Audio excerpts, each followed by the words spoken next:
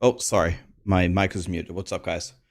That the entire day, the whole day from when I logged out, some IT people came here to try to help me fix my internet at my house. They spent the entire day working on it and did not fix it.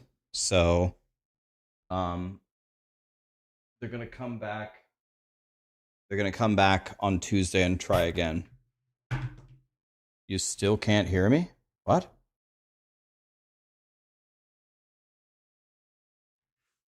Uh,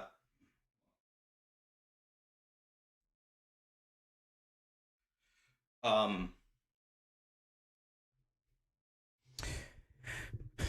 the way that it's hardwired in the house from the plates to the connectors just doesn't work.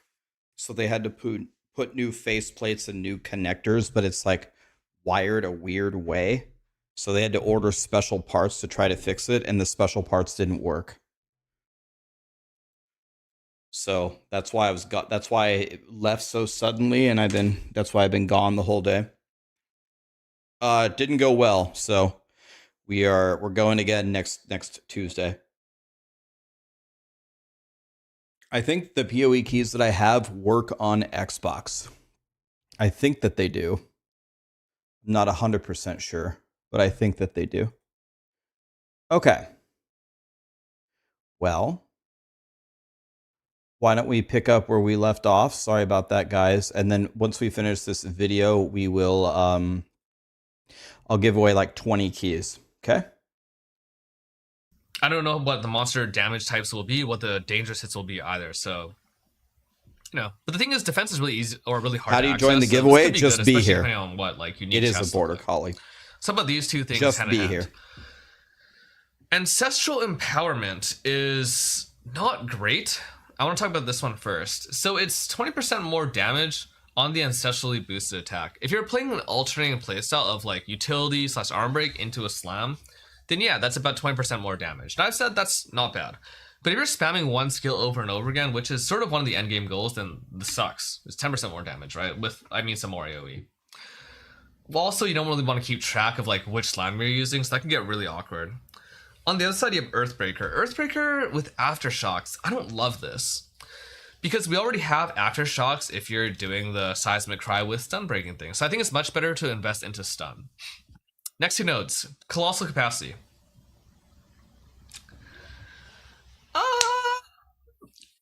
Kind of sucks. It is what it is. I mean, if you're like some SC juicer, this could be really cool, but let's just not care about this for now. So it can give you a little bit of power.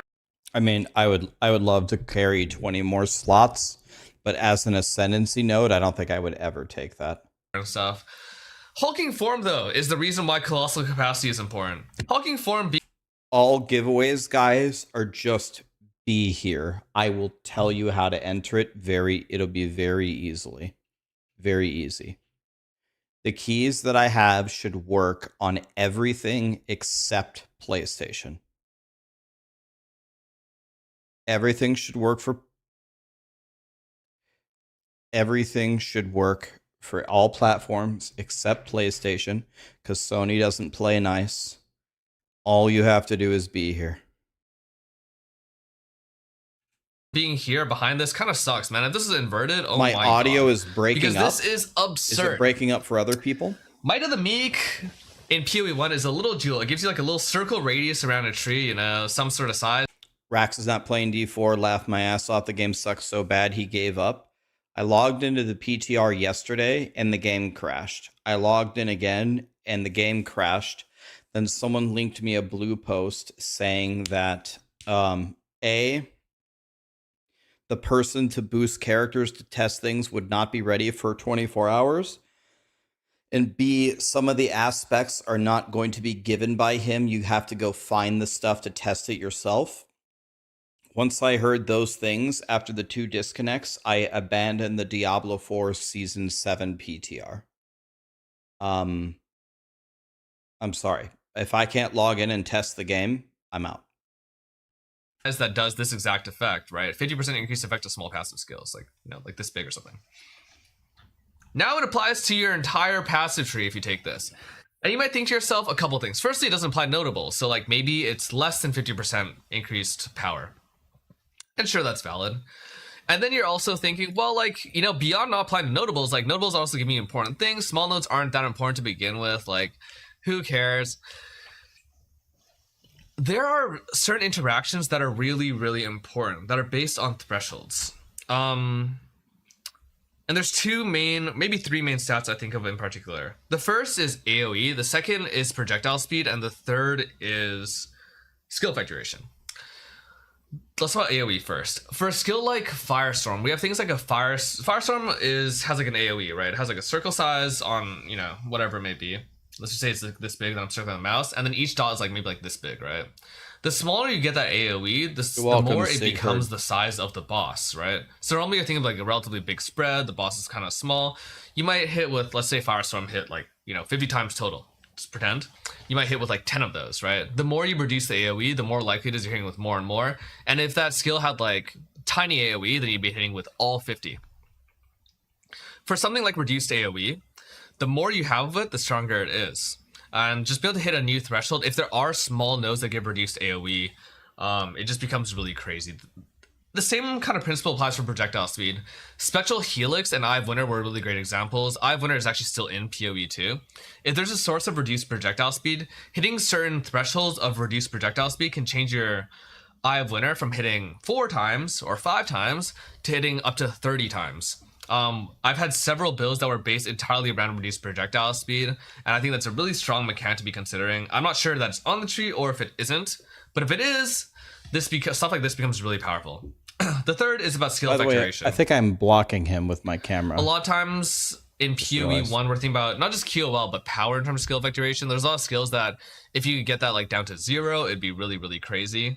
I know like vol skills is one of the things that we were thinking about in terms of PoE1, but just like 3 different stats you want to be thinking about. The more you have it, the more powerful, the more exponentially powerful that stat becomes. In general, this is also just insane. You know, your stacker is gonna love this a lot. Any sort of big cluster of nodes, like there's some stuff like what is this? You know, like there are some areas of small nodes that look like those small nodes should be pretty damn good. Also, reduced cost is really great. Increased ES. Who knows? Any sort of stacker, hulking form becomes a very, very attractive node to take. That could be actually better than just, you know, the 50%. Once it's put into practice. 2 things over here. Stuns. They're kind of boring to me, but they're actually really, really powerful. There's some really powerful stun interactions. I mentioned Seismic Cry already, so that is what it is. And then Mysterious Lineage, which is just 50% more life. We have medium access to defenses. There's not a lot of different places for it. So have 2 defensive nodes on this tree is really quite exciting. But I think this is a really safe Ascendancy choice, especially with how we're going to be playing melee, a very stun focus, especially when it comes to bosses. Archetype, you just can't go wrong. You cannot go wrong, right? If you go 6, 7, 4, 5, I think this is already like so powerful to take. And then if you don't need things like this, then it opens up great defensive options and also opens up great QOL options otherwise. Warbringer is actually the Ascendancy that I am much more excited about. And I'm almost tempted to League start melee. The thing is, I don't know how armor is going to work. And because I can't go wrong, you cannot. All right, so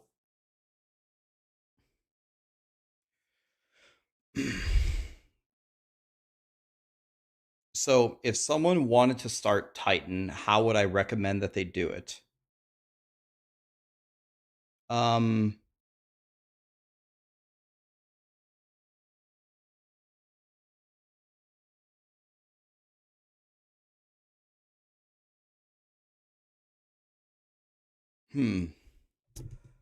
thinking there's no way I'm recommending Colossal Capacity ever. So that's not going to happen. Let me drag this over here. Guys, people keep asking about the giveaway. We'll do the giveaway at the end of the video when we're done filling out our sheet. I don't know how long it's going to take. An hour or 2. You don't have to. I will tell you how to enter the giveaway at that time. Just sit tight. Everybody relax. Everybody relax. Everybody breathe. Okay. So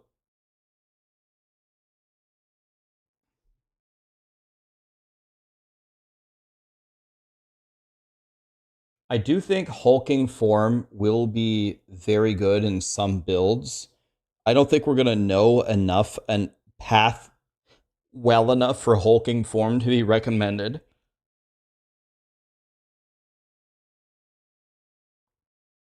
So I think the crushing blows and the damage against heavily stunned enemies makes a shitload of sense.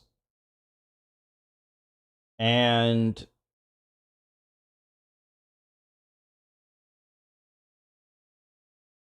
I think you probably go for that first. And then you can either go Earthbreaker into Ancestral, or you can go super defensive with Stone Skin and Mysterious Lineage. This is going to require somebody to have a very good body armor.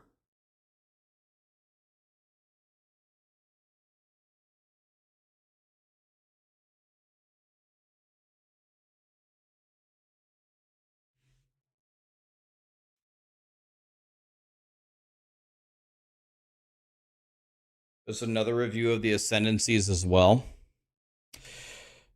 Yeah, there's just so much content to consume. Okay, how do you guys feel about this? What about crushing impacts into surprising strength and then Earthbreaker into ancestral empowerment? So 1, 2, 3, 4. I feel like the stuns will be extremely good for staying alive and doing damage. The strongest node is 5. Right, but I think 5 requires you to have a very good build plan.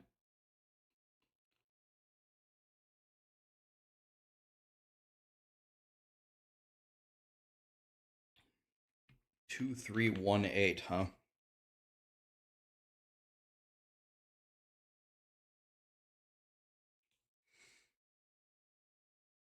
What makes you think that hulking form is so strong?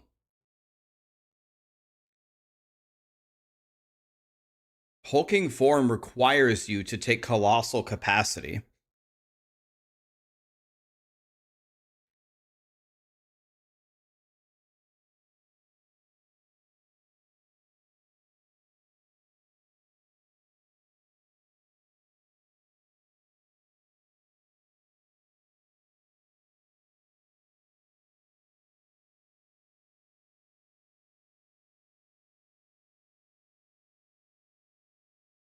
Do you think Connor, who is Connors? Sorry.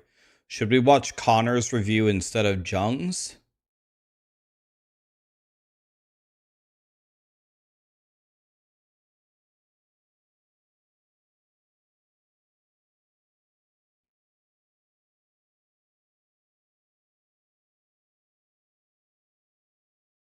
Connor is a way better build maker and not a baiter. Okay, well, I'm not just going to copy people. If you just copy people, then you don't have any actual content. But I'm happy to review. I don't know this guy, but I'm happy to review what he has. This is one mana left. And earlier tonight, someone went ahead and leaked a bunch of Ascendancy nodes. So in response, GGG initially planned on not releasing them before the game launch, or the early access launch. And after the leaks, they decided, you know what, just send it. So they gave us all the Ascendancy points. I've gone through these. I'm going to give my summary for what I think about them. Maybe what builds certain Ascendancies are strong for. Maybe like what seems like objectively weak or strong. And kind of just, maybe speed run a summary of what's going on and what some of these do.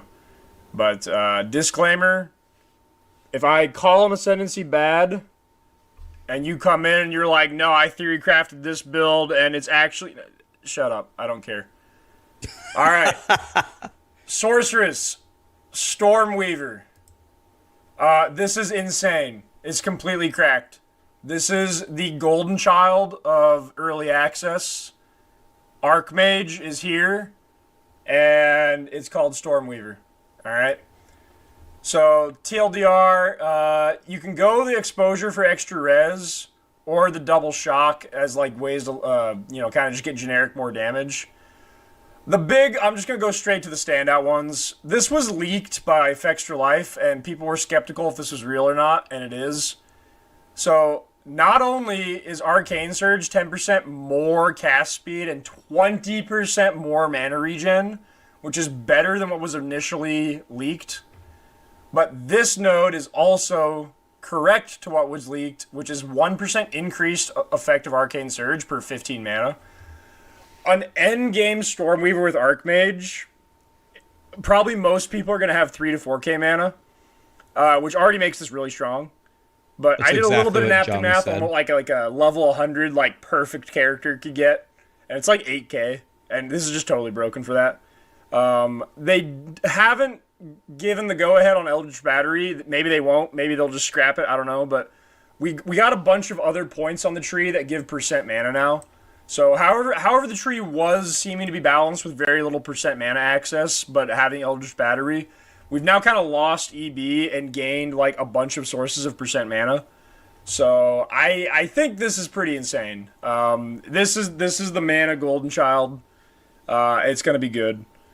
I think the play here is you obviously have to take 8-9 for Arcane Surge with the effect because that's the 4-pointer.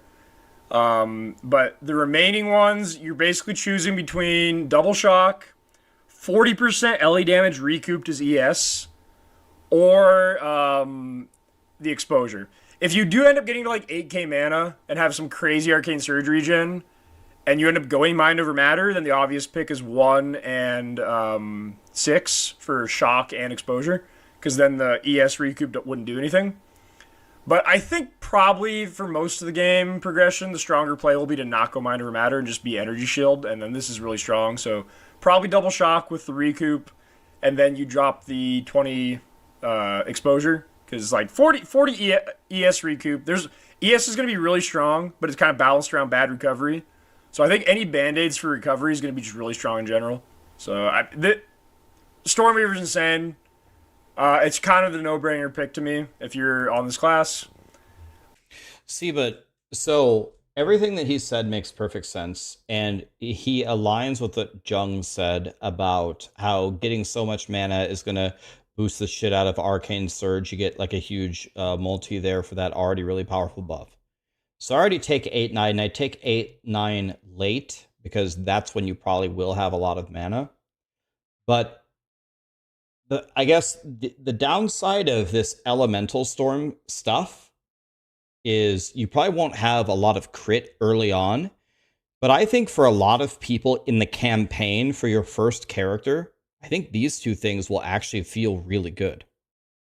I think what he is talking about is like end game, like you're going an end game character, you're trying to build like a super powerful Giga Chad. Would you use these two things and maybe not? But these two things seem very strong in the campaign. So I'm thinking what I had is still what I would recommend. The two elemental storm things, then you pick up Archmage, and then in the end game, you can respec these to whatever you want. He does max level delve, yeah. So the way, like, he's saying take double shock. If you're doing like a lightning build by default, then sure, the double shock is just a shitload more damage.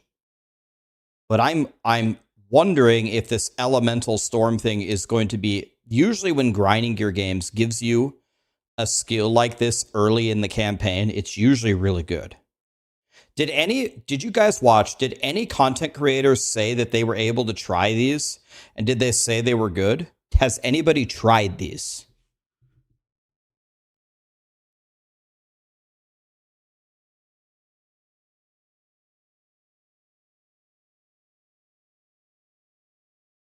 You can't respec ascendancy points?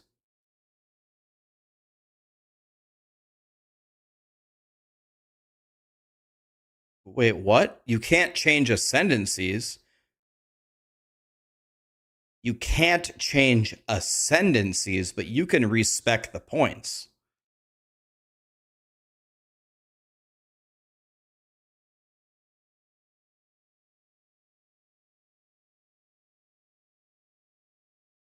so cool to see DM on the chat. Wait, DM is here? Did he say, is DM here? I didn't see it. Oh, DM's not here. Oh, okay. DM, will you tell me if you see DM later? He's a buddy of mine. What's up, buddy? You going for a Dave's double or what? Is it Dave's double time?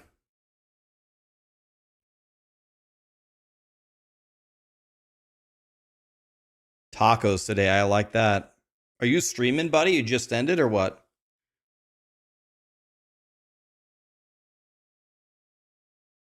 Wait, did DM raid me? Don't tell me he raided me. He just stopped. Okay. Okay, of course. Yeah, I'm doing a podcast. All right, man. If I end and you guys are podcasting, I'll raid you. DM, what are you starting? Are you going Titan or what?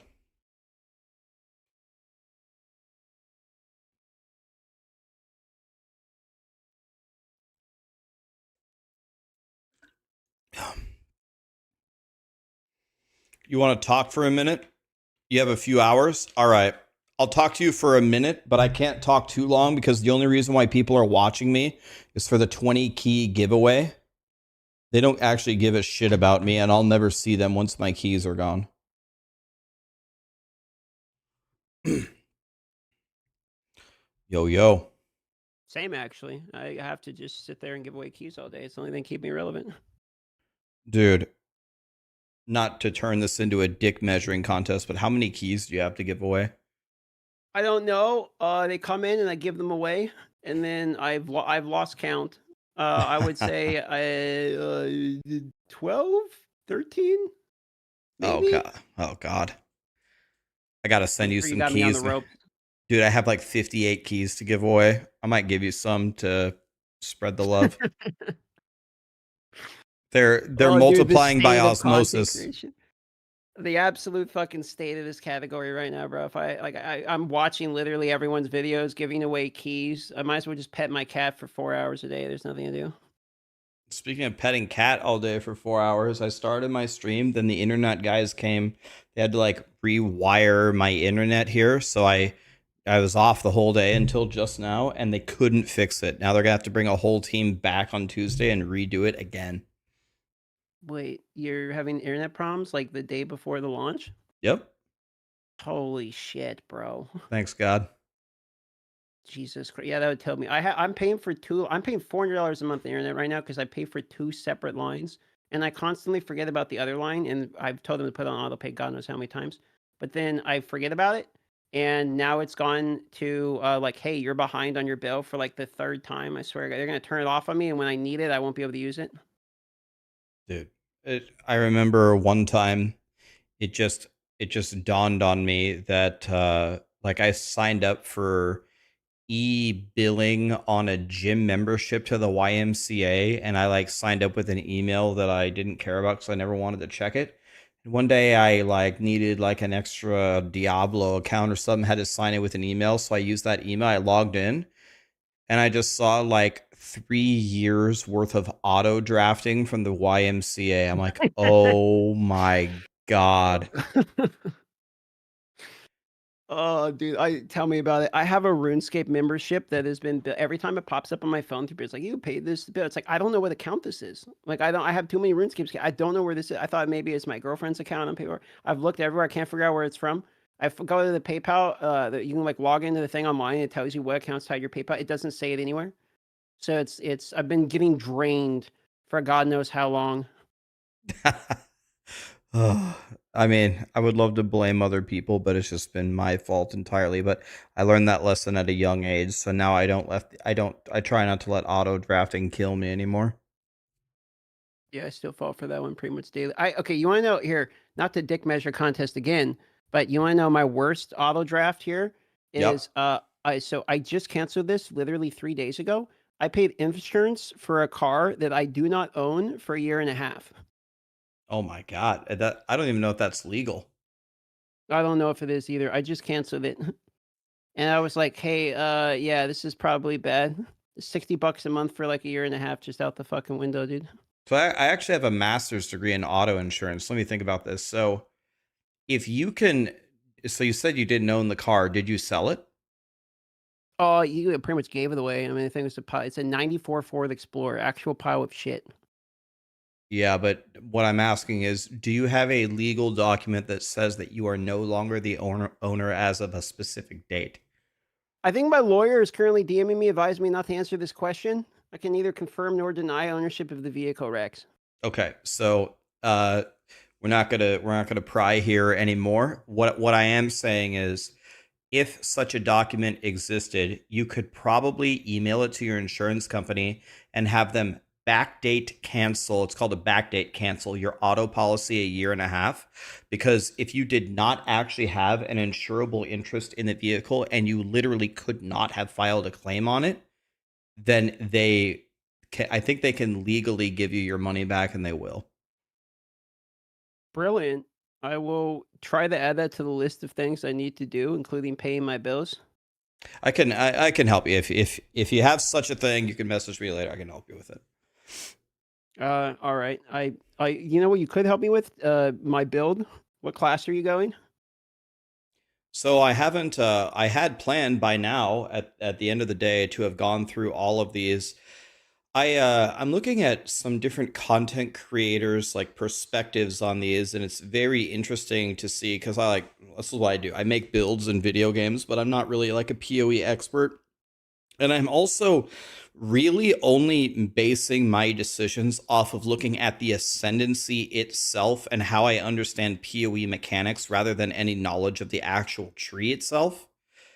But so far, it seems like what I am hearing people saying is people coming to conclusions, really thinking about the end game of how a character could be. It's like, oh yeah, go Archmage and stack 8,000 mana, and then 1%. This 1% node is insane. Or, oh, you see this node where you get 50% more of all the small nodes. That's like the greatest thing ever. It's like, yeah, it's probably the greatest thing ever if you path correctly and you take all of the best small nodes possible for your build.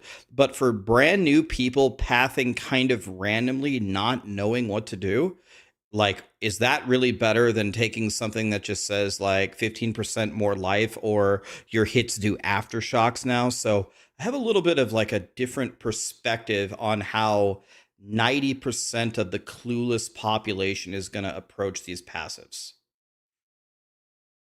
Yeah, I mean, I would kind of consider myself in that clueless population because I haven't really looked at much at the skill tree, just like the shit that's on the Unga Bunga side of the tree. Yeah. So I'm pretty much going to take anything that says mace hit hard. But I don't think it'll be too bad. Like, I think you can pretty much pick through it and be all right. I have a feeling once you get the maps, like, you're probably going to need to like take some time, but I think most people will be able to approach it. I'll tell you one of my favorite builds ever in PoE1 was the Archmage Ice Nova Frostbolts build. I don't know if you ever got to play that, but that build is just complete Pound Town USA population monsters. And I'm very tempted to go Archmage in PoE1, and I'm definitely tempted to go the very first one, the Stormweaver.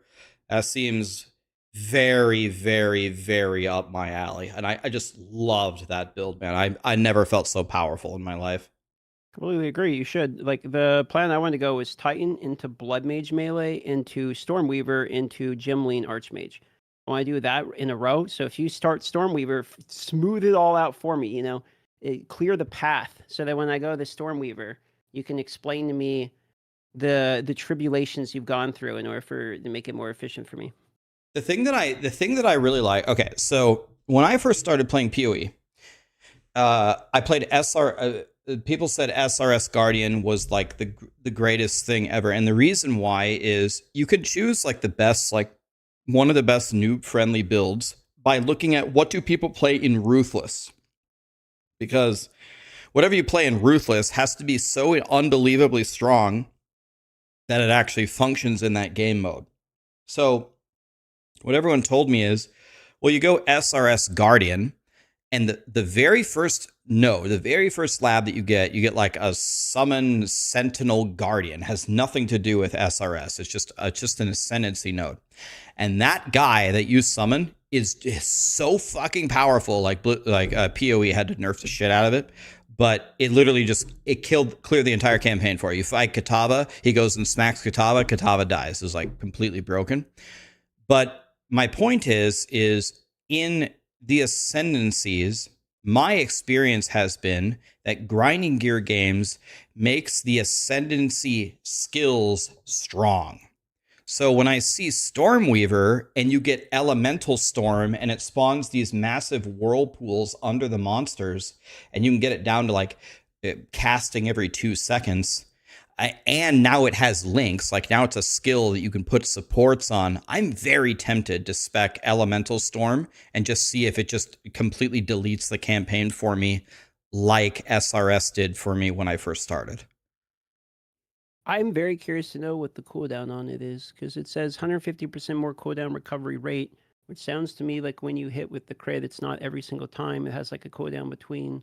Do we know the innate cooldown of Elemental Storm? 5 seconds. Oh, it says it? Okay. That's not that bad. There are leaked screenshots, probably from a very ethical website that we won't speak about, that show like the actual like the advanced tooltips. I think it's 5 seconds. So with like full everything and the cooldown thing, you could probably get it down to every 2. So it's like, well, on one hand, they said like it will be possible in POE2 to get to 100% crit, but it won't be easy. But you only have to crit to trigger it every 2 seconds. So I don't know if they have a skill like Blizzard for something that's just throwing a million ice particles and each one can individually crit. Well, you might be able to get your crits every 2 seconds. And it might be a function where you just keep spamming a skill just to keep spawning the whirlpools under the bosses until they die. Yeah, it could work that way. You got any hype for Blood Mage? Blood Mage looks really, really cool. Definitely going to be one of the ones that I play pretty early. I think I'll tell you the one that, to flip gears, the one that looks least interesting to me, the one that I read, I'm like, God, like, I'm not even saying that it's bad. It might be godly, but I just don't have a high interest in, is Chronomancer. Oh, yeah. Yeah. Well, the one part I like about Chronomancer was the recouping. Like that, the recouping seems interesting. But outside of that, or if you're doing melee Hammer of the Gods, it looks like it could be pretty good. But outside of that, yeah, Chronomancy, probably, I don't know, support class or something. The 30% damage, what does, like, there's all these words. There's leech, there's regen, there's recoup. What does recoup mean? Okay, so if it says 30% recoup and you take 100 damage, you get that damage still happens, but then you get that 30 back over a portion of 8 seconds. So it's like staggered damage. Yeah, it's like Death's Dance from League of Legends, type of thing. You take the damage. Well, actually, no, that's not accurate. Death's Dance would actually apply that as a dot.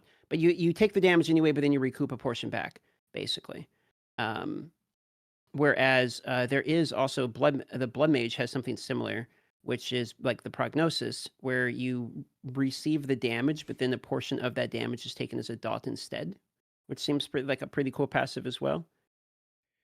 So on recoup, if you get hit for 100 and 30% of the damage is recouped as life, you take 100 damage, but then you get 30% of it. You get a 30 heal over 8 seconds. Yeah, and then I think it might be on that same, I forget if it's on the Ascendancy or not, but like there's an Ascendancy that makes it where it's 4 seconds instead of 8. Yep, recoup effects is 4 instead of 8. Okay. Yeah, cuts it in half basically. But you get the same amount, so quite good. Yeah, I just don't have enough experience, and it doesn't matter because it's really a new game, but I could definitely see how that could be quite good. Like, as long as you can take the hits themselves after you've taken enough hits, that if you actually can actually step out of hits for a moment, you might actually have like a good chunk of healing going on. It'll be pretty nice, especially when we get to like Battle of Attrition on boss fights. Yeah, we only have 1 flask, so. Yeah, Impy made a good point about the and having made this point too about the flasks, where you can roll the affix that give you charges over time. So even though we got the flask, like we can still continually acquire charges even without killing anything or etc. So probably be one of the best things to do, like at least early in the campaign when you're going through boss fights. I have a feeling that you will make like a farming set of flasks and a boss set of flasks that probably have completely different stuff on them. Yeah, it sounds right to me. All right. Well, what is the main skill that you're going? I'll be honest. I would need to pick a skill for Stormweaver. Like I don't even know what skill to go. Like the freezy stuff seems good because like freezing will keep you alive, but the lightning stuff gives you shock, which should give you more damage. Yeah, basically. For my skill, I think I'm going to do like I'm basically going to proc with Rolling Slam is going to be stun. I'm doing maces with stun, and I'm stacking like more damage while they're stunned. So everything I have is to get them to be stunned. But then I'm going to put on the support gem that makes it when they get staggered, they're heavy stunned, then they're guaranteed the full armor break. And then I'm going to use Sunder, and the Sunder consumes full armor break to guarantee a crit. And so then I'll ramp that. So the idea is I break their stun, and then I get 60% more stun damage, and then I'm double fisting maces which hit with Sunder. And then I get the bonus armor break plus a guaranteed crit. And I try to go for like a combo of like break armor crit, break armor crit. Okay. I mean, the stunning part of Titans seemed like the most appealing part to me. Yeah, and the hulking, like, have you seen they have one called like hulking something, I forget, hulking fist form. or whatever. Yeah. And that looks ridiculous, dude. You get 50% more effect on all your small passives. Just seem absolutely crazy. It does seem very strong. It wouldn't surprise me if it's like the Titan's best node. My two concerns with hulking form are it would require you to navigate toward the correct small passive nodes that give it value. Maybe I'm overthinking it. Maybe just path as you normally do, and it's really good. The other thing is it's almost a little bit of a throwaway leading up there because then you have to carry a chest which adds 20 inventory slots. Like I'm a big quality of life guy. I definitely want a bigger inventory, but to pick that as one of your ascendancy nodes is kind of a bummer. Yeah, I think they had to balance it out that way. I think hulking's like kind of crazy, so they had to make you like dump it into the rucksack along the way, unfortunately. I had the same thought process, but I think it's going to be significantly better than taking like the 20% more damage on slam every other time or something, which is kind of like just 10% more damage. So what are you doing? You're going crushing blows into crushing impacts into surprising strength into colossal capacity into hulking form? Yes, sir. That is the exact order. Okay. Yeah, I think That'd be it's quite good. I think it's crushing into surprising for sure. And then yeah, Jung was talking about how the two things that are boosted are actually the magnitude is pretty low, and you can actually solve a lot of it with like war cries. So then it's just a function of do you path to hulking form or do you take the two defensive layers, the 1 and the 8? Playing hardcore, I probably take the double armor and 15%, especially since there's basically like no life nodes other than that one 3%. But on softcore, Andy, I'm just gonna take the DPS. Cool, man. I think you're gonna do well. I think you're gonna be fine, man. I think it's a good choice. Hopefully, it'll be fun, man. It's good chatting with you. I hope you enjoy the video. Enjoy yourself watching the Ascendancies. Let me know when you figure out 100% what you're doing. I'm curious to know, because if you go Stormweaver, that's what I want to do. It's gonna be my third character, so figure that one out for me, brother, and I'll ask you what you think. I think I'm gonna go Stormweaver unless I see something better. It looks big good to me. I'll let you know, and then yeah, I'll get the notes from you on the Titan, and we'll do a little flip flop there. And if you're gonna be doing a podcast later, I might raid you guys later. Okay. Yeah, we're Aaron and Frosty wanted me to do a thing with them today, so I told them I'd send it on over their way. And my Mexican food arrived, so I'm gonna eat some tacos before I gotta go do the chat with them. It's good to catch up with you, bud. GG's, man. Have a good one. Later. All right. TM guys, round of applause. Okay, so I think I am just I'm just going to double down on the Elemental Storm. I'm going with it. I want to see if it's good. If it's dog shit, I'll tell you. I'll cry to Grinding Gear Games. I'll say this is dog shit, and I'll pay the penalty. I still think it's going to be pretty good, though. I see what he's saying about the double shock for the end game. Makes sense. It's like 40 ES recoup. ES is going to be really strong, but it's kind of balanced around bad recovery. So I think any band-aids for recovery is going to be just really strong in general. So Stormweaver's insane. It's kind of the no-brainer pick to me if you're on this class. Which brings us to the other part of Sorceress, which is Chronomancer. Chronomancer looks really cool. I think thematically it's really cool. I think it's just weaker, though, than Stormweaver. It really, ironically, comes down to cooldown times. They don't show here, but they were shown in the leaks. So technically, in this case, the leaks gave us more information than the official GGG post. But basically, like, the OP one is Time Snap. Like, I think Time Freeze and Temporal Rift are kind of weak overall, but Time Snap for cooldowns is really strong. Especially since this node effectively says cooldowns get 1.5 times as many uses. So this means, like, with the double use and Time Snap, you could use, like, 6 Hammer of the Gods or something. This is a strong combo. This is, like, the bread and butter. You're going 1-2 no matter what. It's more so that if you weren't going to use Time Snap, I don't know why you're a Chronomancer. Like, what is your actual reason for picking Chronomancer if you're not using Time Snap? It makes no sense. So this is guaranteed 1-2. This is just, like, kind of generic damage. It's okay. You Sorry might for take the this stupid picture. question. If you're- Do you start here? So you go 1, this is 1, and this is 2? Okay. You're not using Time Snap. It makes no sense. So this is guaranteed 1-2. This is just, like, kind of generic damage. It's okay. You might take this. It's just because it's, like... The Quicksand Hourglass reminds me of Convention of the Elements from Diablo 3. People didn't honestly really like playing COE. In fact, I think it's exactly COE. It's exactly COE if you just replace cast speed for damage. COE is 4 elements. Wait. No, it's stronger than... It's like a Necro COE. So it'd be a Necro COE.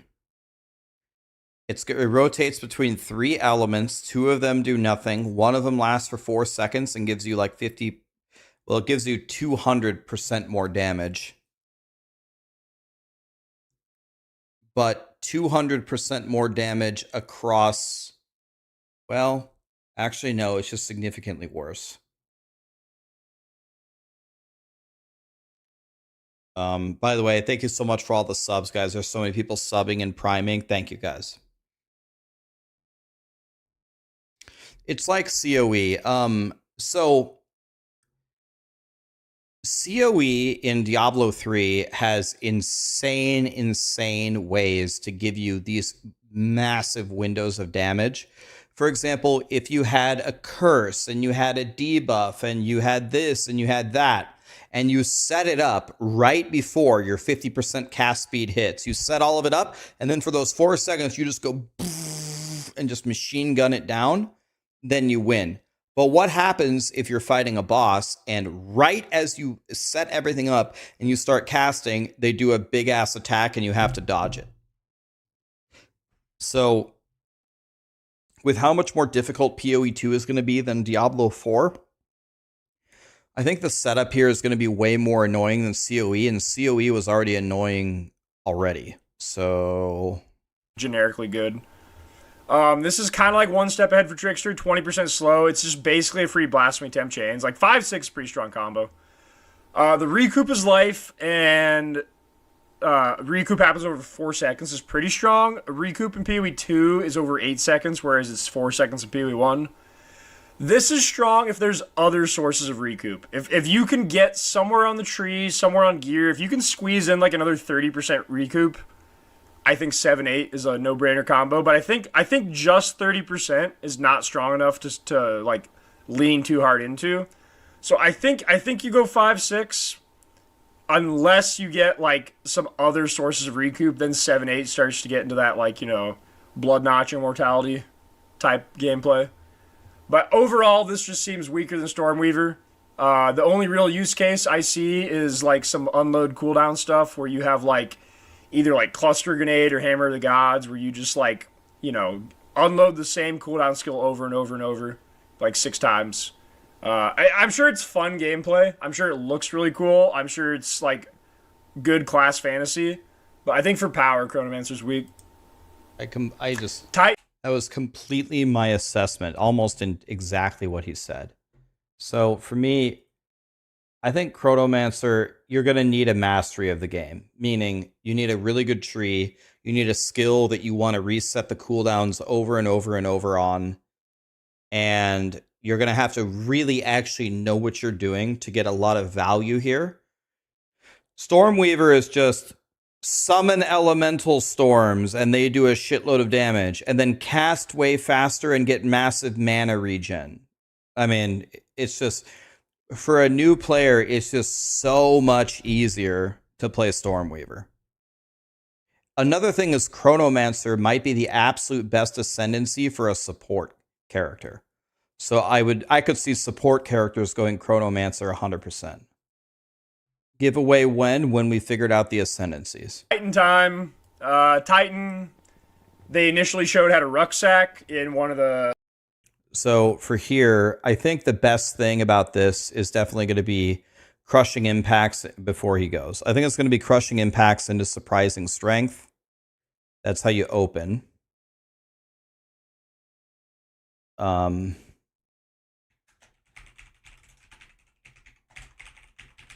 You just, the stuns are going to be way too good for not only damage, but keeping you alive. And then it's a question of, do you go the double defense? People are saying that this every other slam skill stuff is not really good. So you either go the double defense or you go for the small passive nodes and the colossal capacity. I would never really want to take this, but this is a prerequisite for hulking form. This requires you to have a really good body armor,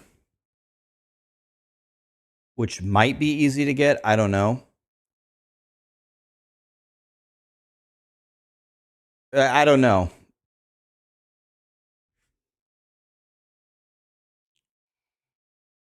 Two, 8, 4, 5.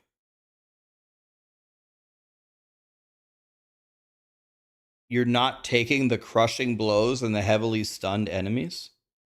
God, I think that's the best part. They're going 2, 4, 5, 8.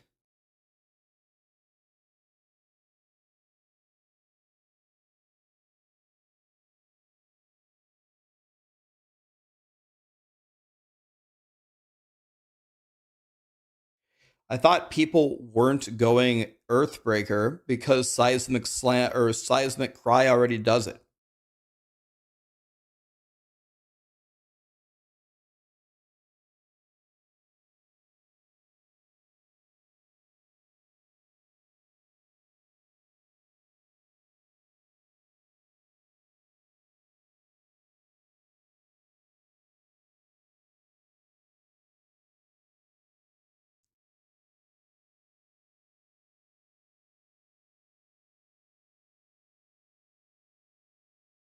See,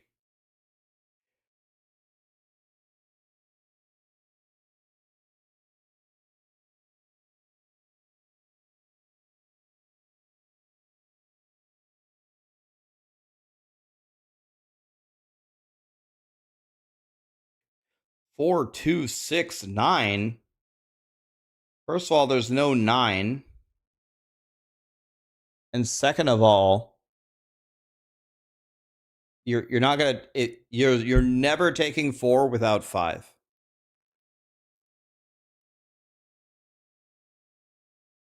Are you a crackhead or what?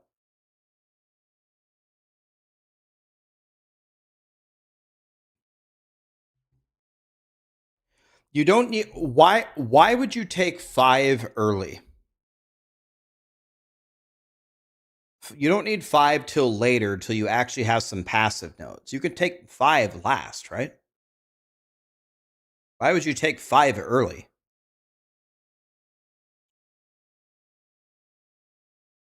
I don't know, like Seismic Cry, I thought already gives you the aftershocks.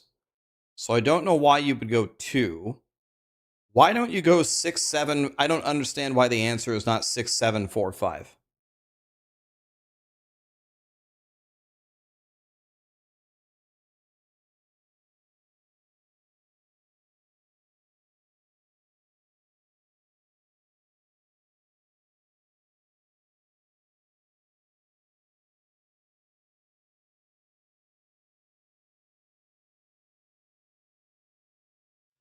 Okay, well, I'm going to recommend for new players 6, 7, 4, 5. Unless this guy is going to teach me something different. Colossal Capacity Hulking Form. My number one, or, my number one goal is to advise new players a good way to start when you don't know jack shit.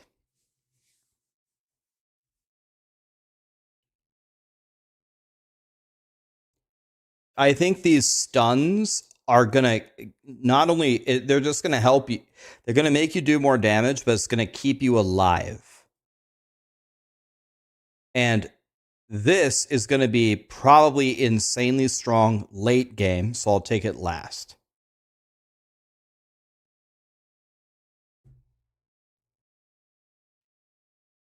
Because you're dependent on weapons with stun. But I don't get it. Doesn't everybody just play a mace on Titan and go smash shit? Doesn't everybody take the two-hander node and you just smash with 2 maces and stun the shit out of everybody?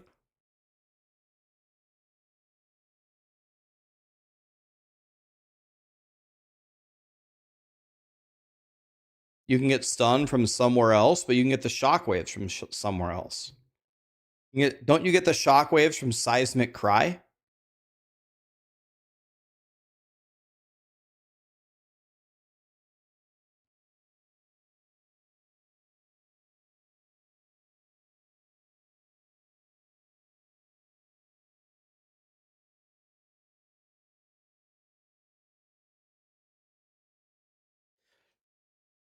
Blaze just resub for 11 months and gifted 20.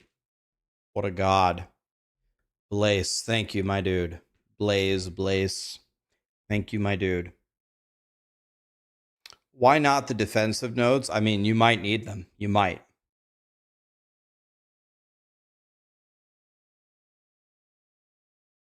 Your attack damage will be high enough to kill before you immobilize.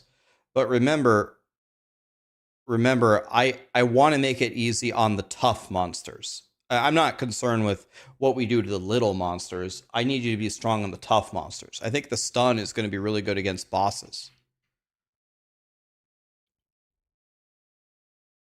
Anyway, let's see what Connor thinks about it. Like leaked nodes. Everyone was a little bit torn about that. I personally was, because giving a rucksack, which is a quality of life bonus, instead of an ascendancy point, to me seems bad. Like, I don't think players should have to be choosing between quality of life or your actual first 2 ascendancy points. But technically, you don't have to take this first. But I think that's bad in general. But they never showed which node was behind it. You want to know what I wish Grinding Gear Games would do? Instead of Colossal Capacity. Colossal Capacity could be a reward for killing, getting your 4 Void Stones. Whatever the equivalent of that is in POE2. You reach a certain part of the end game, your reward is 20 more inventory slots. How sick would that be? Then they could put a real passive in the Ascendancy tree. And that evens things out. I don't think you need to put it at like the pinnacle boss. You don't need to put it at the pinnacle boss, because then such a huge portion of the community will never get it. But you could put it at like 4 Void Stones. Because the node behind it is the second best ascendancy point out of every class. 50% increased effect of small passive skills. This is insane. It should apply. I don't think it applies to attribute nodes or sockets. Obviously, it doesn't apply to notables. Wait, what? It doesn't apply to attribute nodes. What? I thought that was one of the main things it applied to. What? But like it applies to just like if I'm playing Hammer of the Gods Ignite, for example, like, oh, 15 ignite effect, 15, 15, 30 ignite chance. It's not that it's just scaling one thing 50% more part of the time. It's that there's a lot of scaling in the game that's multiplicative with each other, and getting those sources up by even like 30% on average might, like, this node might make you do double damage on some nodes. There are literally some builds where this will be like 2 to 3 times damage because of how things multiply together. But yeah, so like this is kind of the core too, I think, is it gets balanced out that you get a rucksack for no power, and then you get like the second most powerful node on the entire tree. But they nerfed the 20% more life, which I'm a little bummed about. I think ES right now is looking way stronger than life, and this is one of the only classes that look like you could get a sizable amount of life. The 15% nerf there, I think, is actually going to push me over the top to going hybrid ES. So my plan is on this class to go 4-5. I'll probably start with 2, and then if I have the gold when I get the second set, unspec 2 and go 4-5, and then go back to 2, and then finish with 8. And then once I get enough energy shield, and then abuse this for 50% more effect with all these like hybrid nodes, like in this area, like that becomes 18-18, 18-18, 18-18, 7% block. Like once I can start really abusing that, I think I'm gonna actually be able to get like 5k plus energy shield, and then I'm just gonna spec out of this node and take number 1 for 50% more armor from body, and then just go like the Aegis character. Because I think if you can get to like 20k armor, this is insane. It seems pretty easy to get 75 block. This will just make you immortal during mapping content. Is 75 block the cap?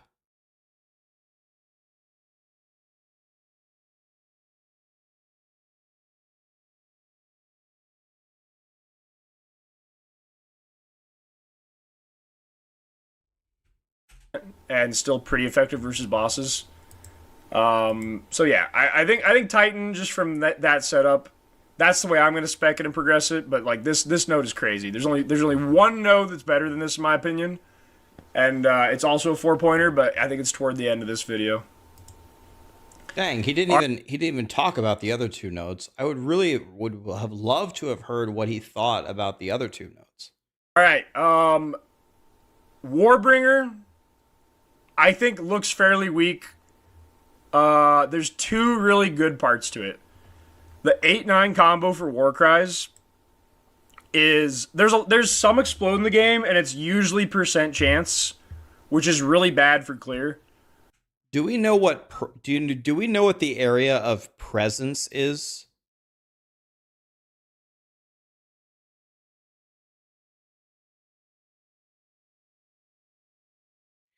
Eight meters, and that is what, a full screen, most of the screen. So almost an entire screen.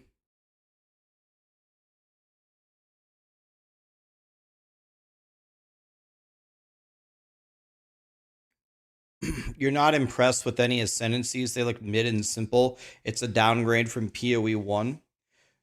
Right, guys, but remember something. Remember one key thing. This is the early access of POE2, right? The game doesn't launch for about another year. In the Diablo 4 early access, we got to level 20 and we fought a Shava in the Fractured Peaks. We have 12 full ascendancies and an endgame to play. Right? No, I'm not talking shit to you. I didn't talk shit to you at all. I'm just saying.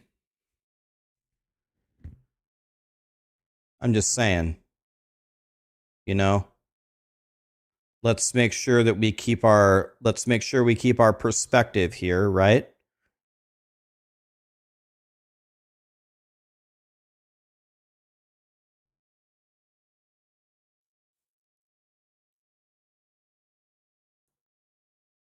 So sorry, before we go on,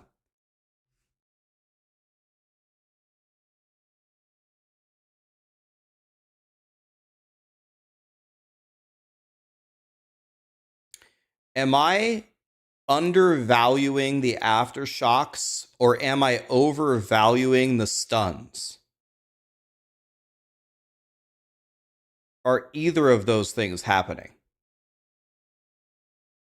I'm talking about 2, 6, and 7. Don't know. Yes, it's hard to tell. Could be both. Both. Neither. Both.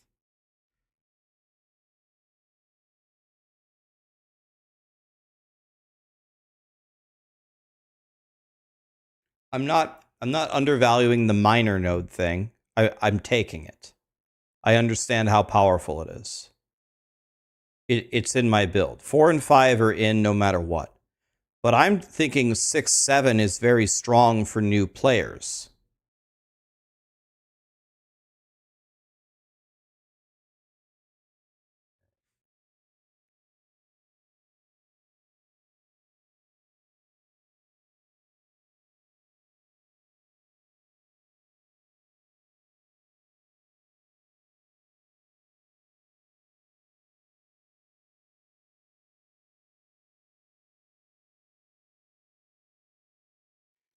Can you link the video? Yes, I usually do it at the end, but we can do it right now.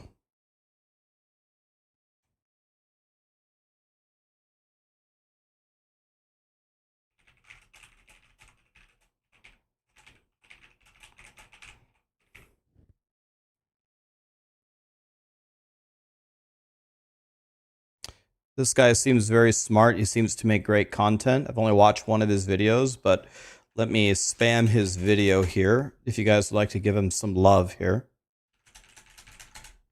All right, so let's keep going here. We're never going to get this done. And it's also a 4-pointer, but I think it's explode in the game, and it's usually percent chance. It's crazy. There's only one node that's better than this, in my opinion. And This guy is a it's math also a god. 4-pointer, but I think it's toward the end of this. I'll tell you one thing, guys. One more. I'm going to stop pausing, but one more thing. My deadliness as a theory crafter is going to go up tenfold when I get POB for Path of Exile 2. If I can have a program actually tell me if I put in the correct inputs, which I will learn, that won't be the hard part.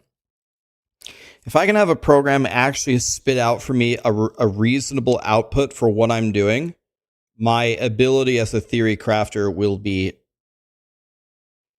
immensely higher than it is for me just randomly guessing. This video. All right. Warbringer, I think, looks fairly weak. There's two really good parts to it.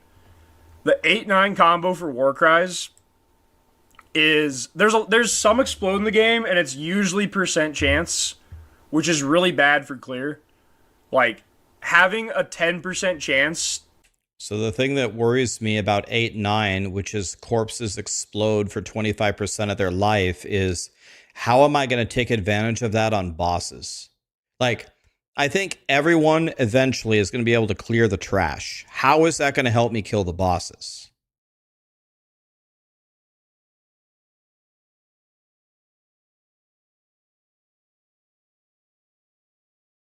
To pop for 10 million% damage is just worse than having a 100% chance to pop for 10%, because explode pops are all about consistency, not so much damage. It's usually easy enough to get like good damage scaling if it's like above 10%. So the guaranteed 25 pop is really good. The only thing that remains to be seen is the radius. I suspect this is not going to be a good radius, because I just don't. If I'm wrong and this is a big radius, this is an insane mapping character, because it's. That's what I was going to say. It seems very, very good for mapping, very good for clearing trash.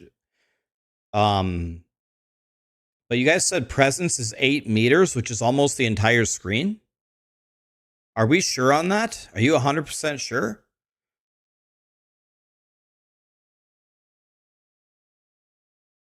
Okay.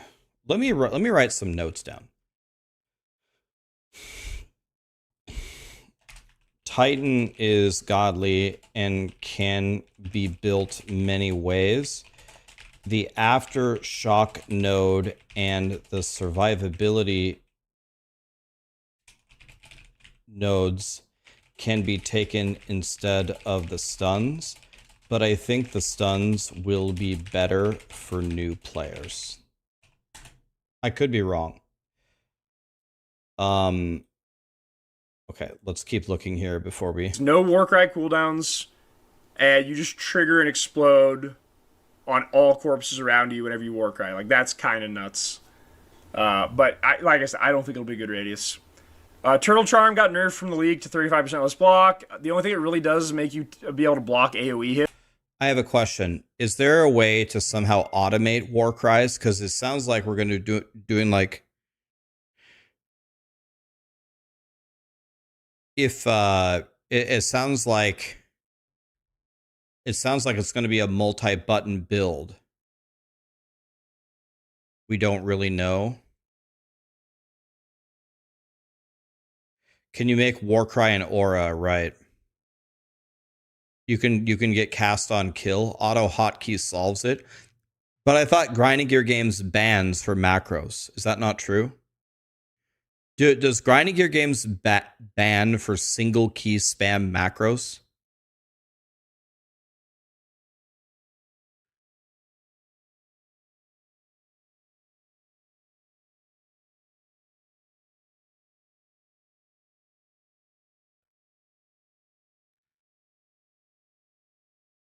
Okay. Hits. I don't think this is that good. I think there's maybe some content where most of the damage you take is AoE hits, and then it's good. But generically, I don't think this is that good. It's like, unless I'm really wrong about the portion of the game that's area hits, or it's like some specific content you're farming that's mostly area hits, I don't see it. 40% chance. This is one of the worst Ascendancy nodes on the tree. There's shields in Act 3 that have more block than this. You just don't do this. Totem life takes damage. I'm suspecting totems die to a baby sneezing on them like they do in POE1. I would love to be wrong about that, but the pessimist in me says nope, they're going to die to a baby's cough, so this is kind of useless. There is one single point on this tree that looks insane, potentially, because Sunder exists. Sunder is a guaranteed crit with double crit multi-effect, as long as the enemy has broken armor, and it consumes the broken armor, which means it puts them back to full armor. There's only two ways, there's three ways I can see this work. I have a question. Sorry, separate question. When you summon a totem, it summons an ancestral spirit. If the totem that summoned the minion dies, the ancestral spirit dies too. When the ancestral spirit and the totem die, either of them or both of them, do they create a corpse? Is my question.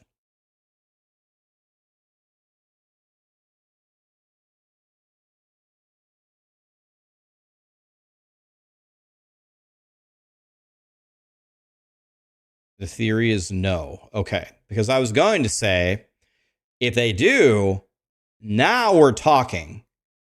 Because now I can take 4 with 8, 9, and now I can kill bosses.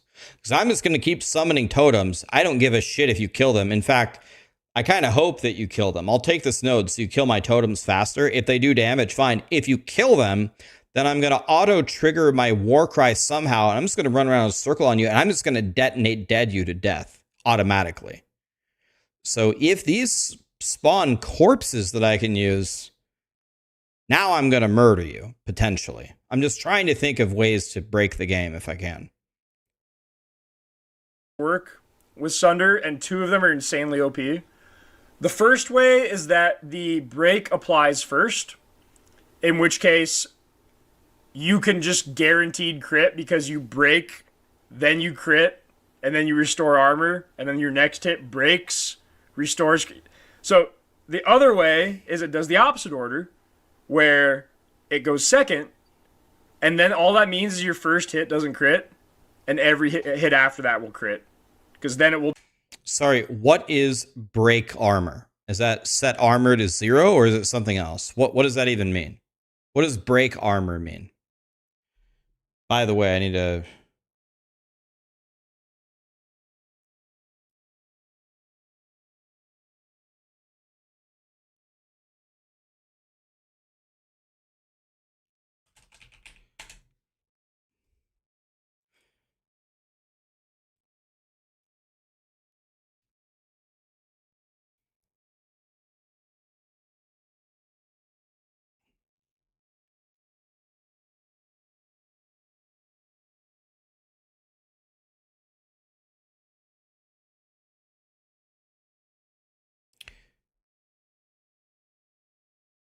Okay, how is it phrased?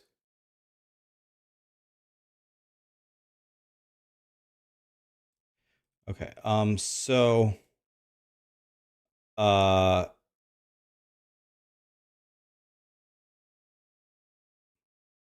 I need to add a definition here. Presence.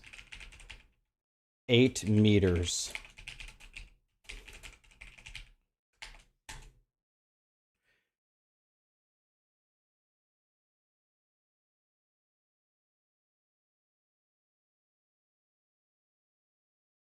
Okay.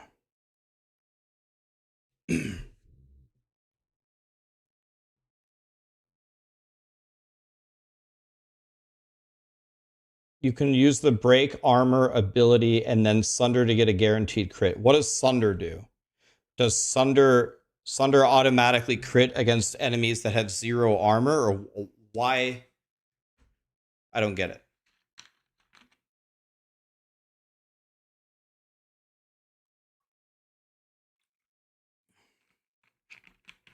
Yeah, I think... Oops. Shit.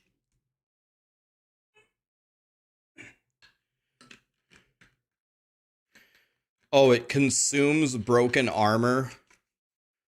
Okay, it consumes broken armor. Does broken armor have to have a value of 0? Or can it just be you lower their armor by any amount and it's a debuff?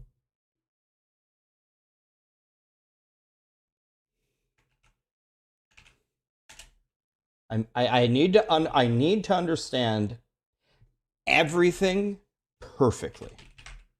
And I won't do it without hundreds and hundreds, probably thousands of hours of research and your guys' help.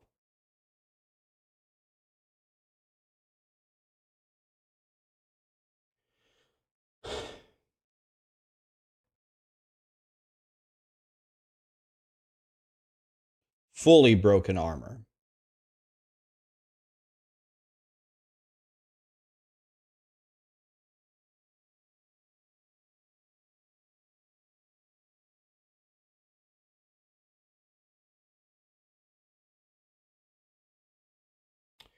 So am I to assume when you break armor below 0, I'm assuming armor at 0 means their physical defense is 0, and armor below 0 is increased physical damage taken? Is that what it is? Is it physical damage or all damage?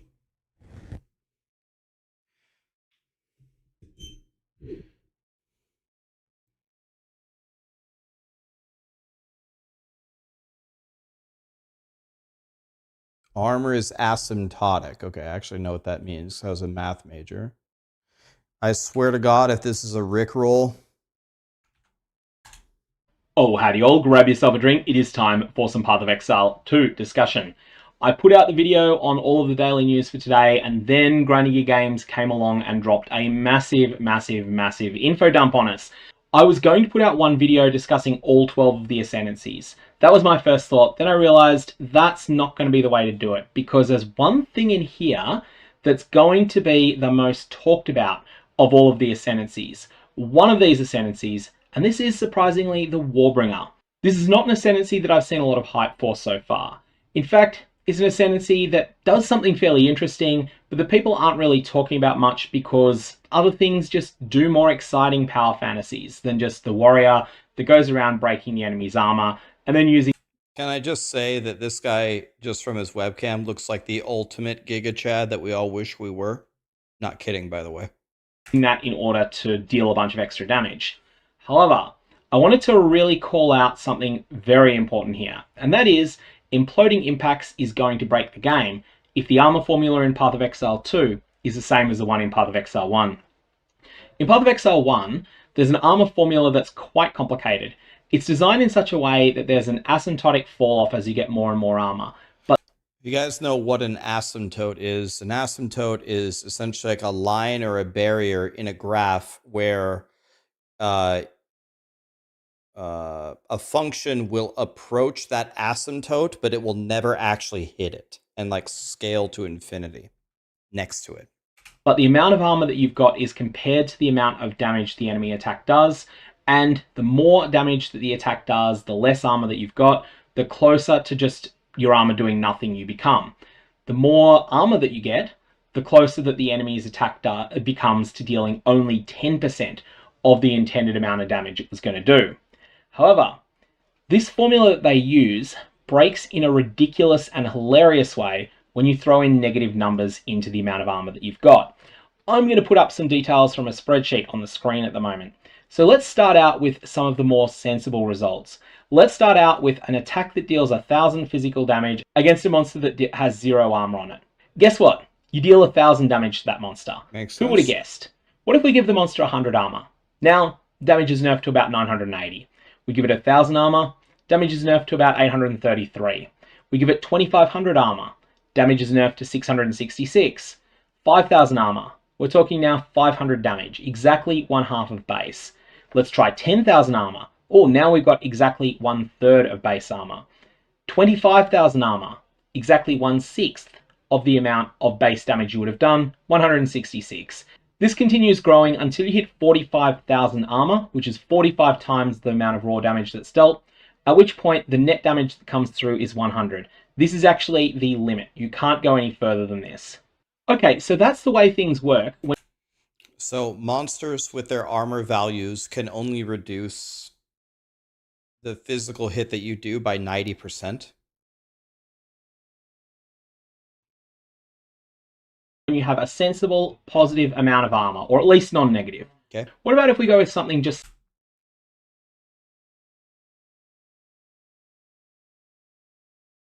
Is the armor value relative to the hit value, or is 45,000 the cap, or is it relative? Is it always 45x the amount of damage that you dealt? It's relative. So 45x the damage that you dealt. If they have that much armor or more, they can reduce the physical hit that you gave them by 90%. That seems simple. Slightly less than 0. So we put in negative 100 into the formula for the amount of armor that the monster has, and we get 1,020 damage. Yep, that seems pretty normal. It looks exactly the same as the distance between the 1,000 if you were going down for 100 armor. So that doesn't seem weird. There's nothing unusual. This is just the same pattern you had, just continuing a little bit. Let's continue it a bit further, shall we? Minus 1,000 armor, 1,250 damage. That's already significantly better. Minus 2,000 armor. Now we're up to 1,666 points.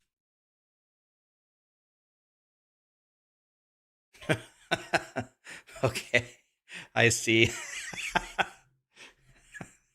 Okay. 667 damage.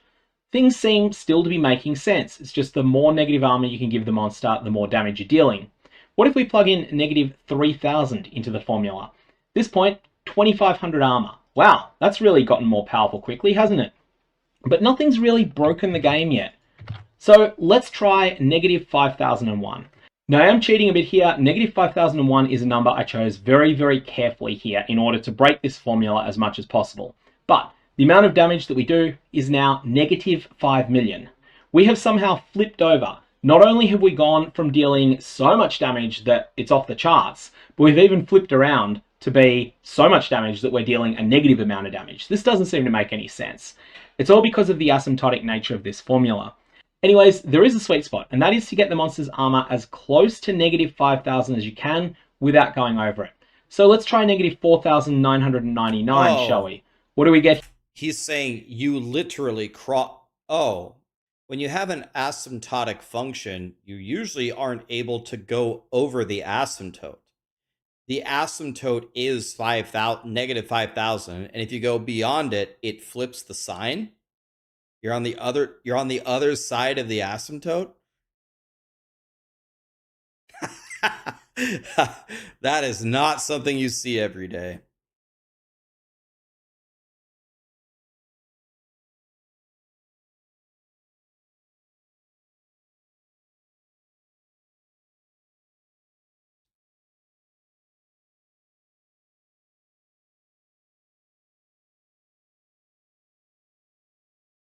Okay.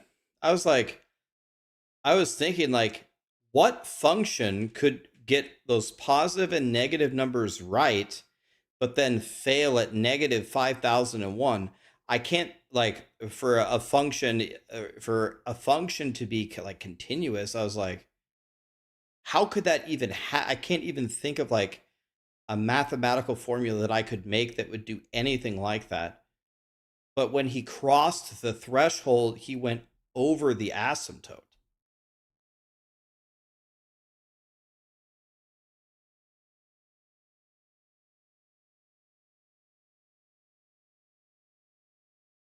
Yeah, so, oh yeah, I didn't even look over here. The damage reduction times 5 times the damage raw divided by 1 minus the damage reduction is what does A mean? Actual damage? Or no, A is armor. Armor? Armor.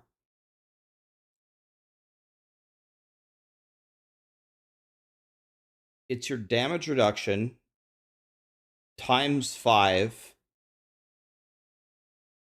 times the damage that you took divided by 1 minus your damage reduction.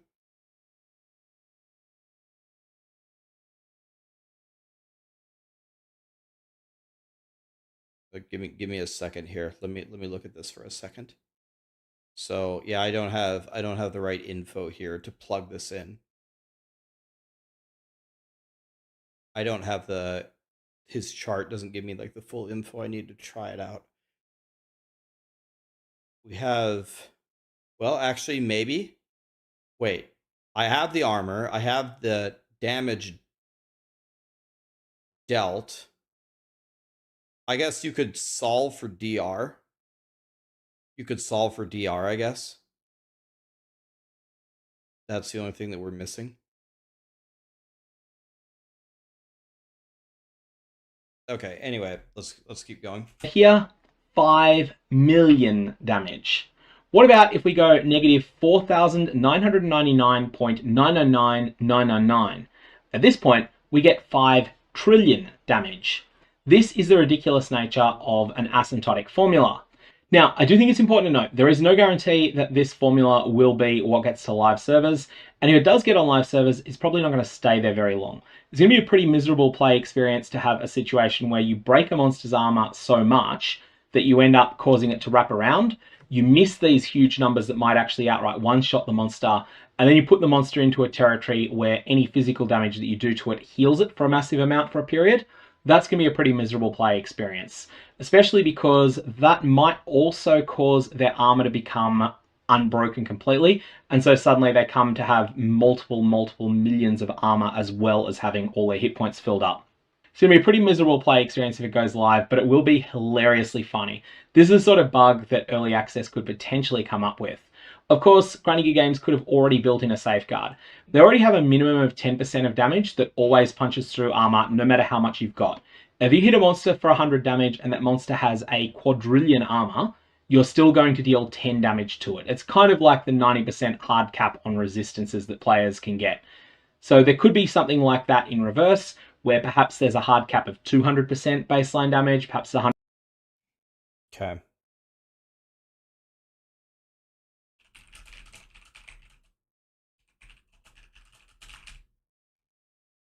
I like math. I studied math in college. That was my thing. So I like that video a lot.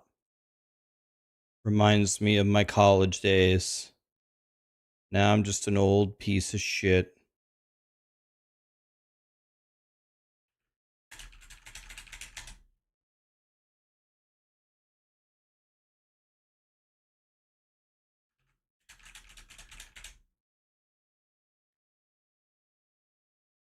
You're our piece of shit though, Rax. That's true.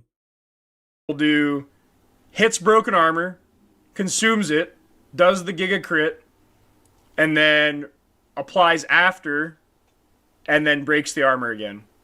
The third outcome is they specifically add a line of code that says you cannot break and consume on the same attack just to stop this from working. I think there's a chance they do that, so I'm not going to put too much stock in this. But if they don't, and you can just sit there and just one button sunder for like 4 times damage, then this is like one of the best combos in the game. But I'd be a little cautious on picking Ascendancy that's only being kept alive by one skill. So it's if it works, it's probably insanely strong, but then it's just automatically on the nerf chopping block too. So we'll see. The ranger ones we've already seen. Wait a minute. So I'm not going to put. So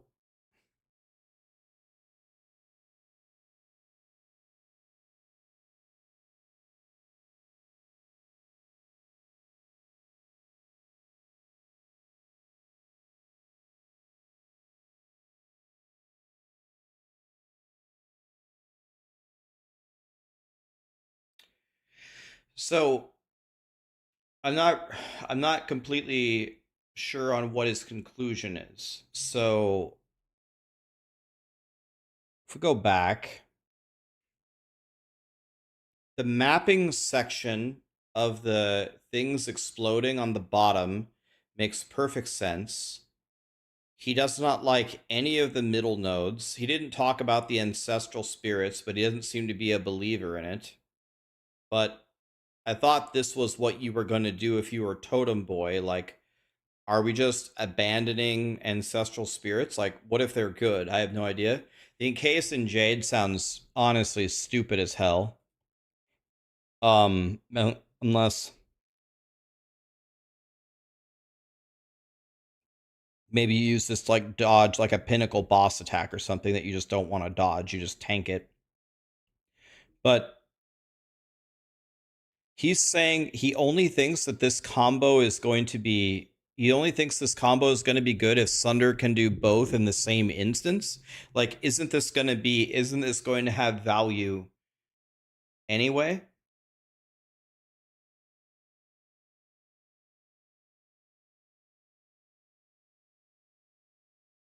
No. I'm not even saying that he's wrong. I'm saying that I don't understand. I'm not sure I understand his conclusion. I'm not saying he's wrong. Dude, saying anybody is wrong about anything is very dumb this early. Any of us could be wrong. I have no idea.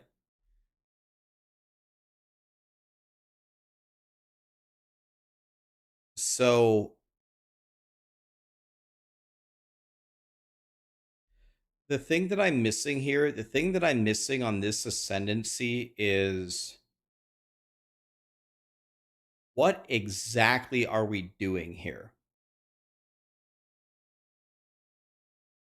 The explodey part is good if we can get the auto war cries going. Are we being Totem Boy? If we're being Totem Boy, are we going 4-5? Are Ancestral Spirits good? Are Totems minions? Because Ancestral Spirit is a minion. Am I taking minion nodes that could buff both? But I thought Totems weren't minions.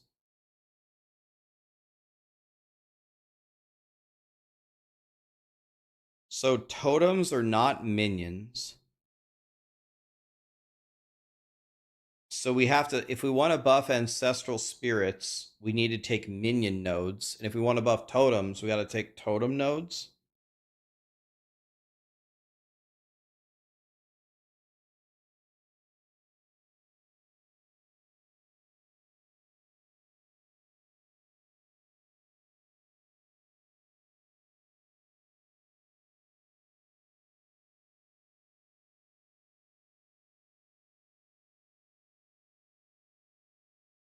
a totem would ruin the build. This is the Ascendancy you pick if you're going to be a totem boy, right?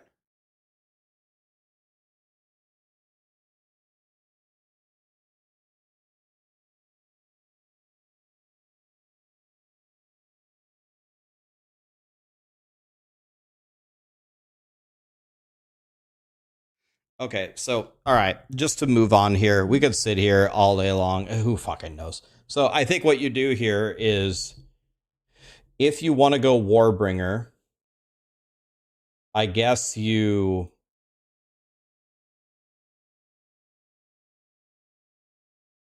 go 8-9-1-2.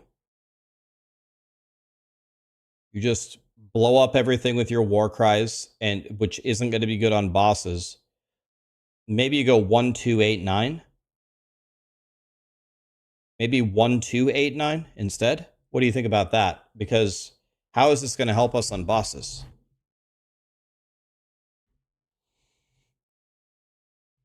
Okay, well. All right.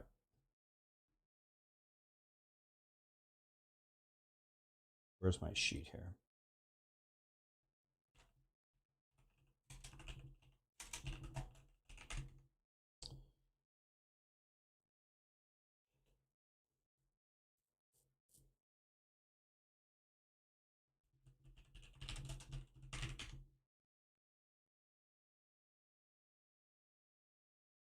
Warcallers bellow, great wolves howl.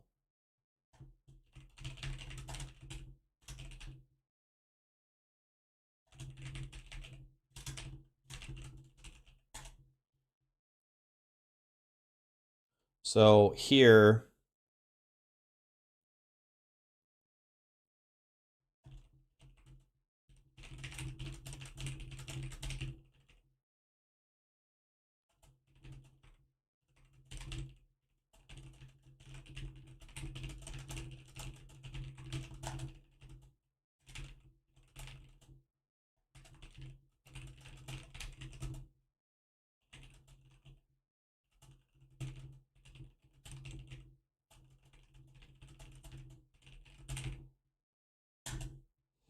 okay, so I think for a new player, I think Stormweaver is the better choice than Chronomancer, and Titan is better than Warbringer. I feel pretty damn confident that these two are the better choices if you want to go Warrior or Sorcerer on the very first day. This is one of the worst Sensi nodes on the tree.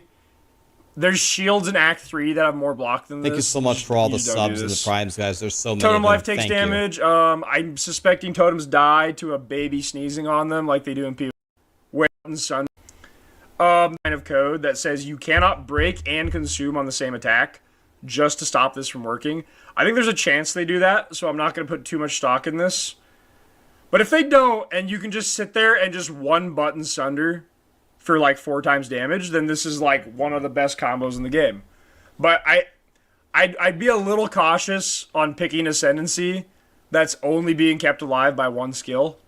So it's if it works, it's probably insanely strong, but then it's just automatically on the nerf chopping block too. So we'll see. The Ranger ones we've already seen shown so far.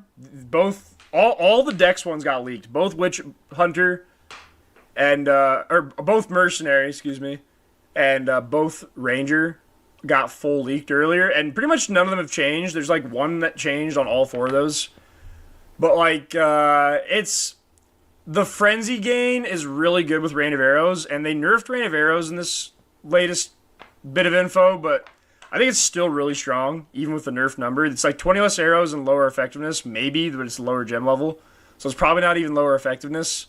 It's probably just less arrows. They added a duration component to it too. It's a bit of a nerf, but I think Rain of Arrows is still insanely strong. But the nerf to it with the duration part nerfs the frenzy charge part quite a bit.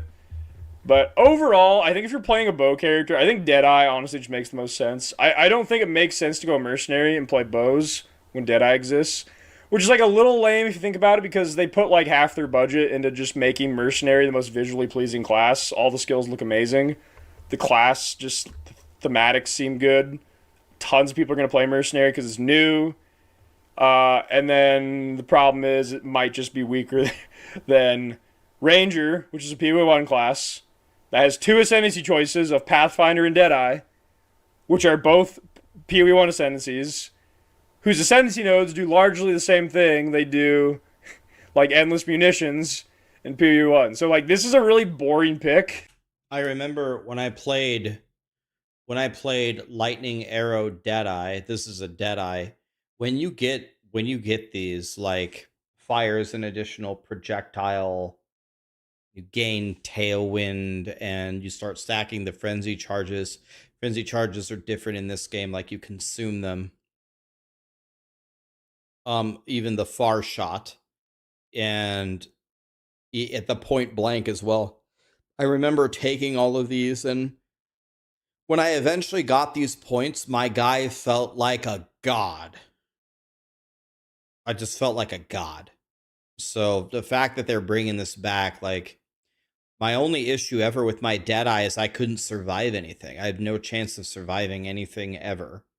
But the damage that you do with this is fucking crazy. And unfortunately, I think this is going to be the strongest bow setup, which is kind of lame for people wanting to have fun and do new stuff, but it is what it is. They did nerf Tailwind a bit, I think. I could be wrong on this.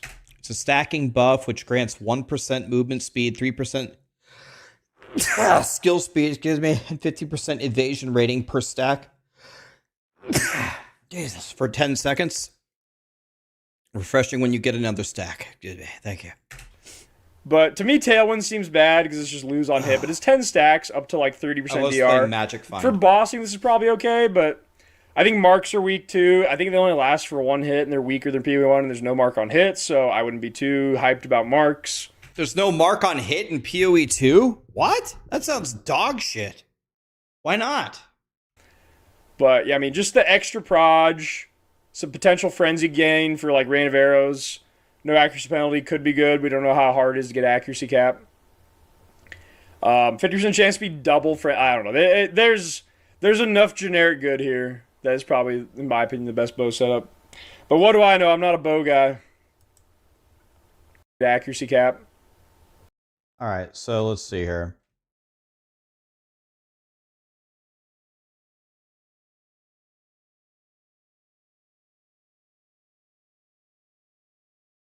What I really want is the skills fire an additional projectile. I just want to go for that first. So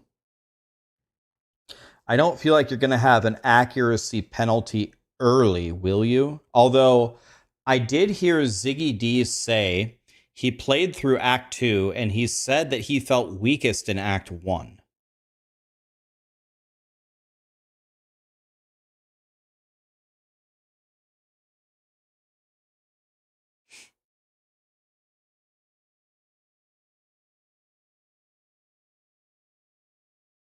Ziggy D has joined the Maxroll team. Our Maxroll team for POE2 is absolutely insane. We have such a stacked team. It's actually crazy.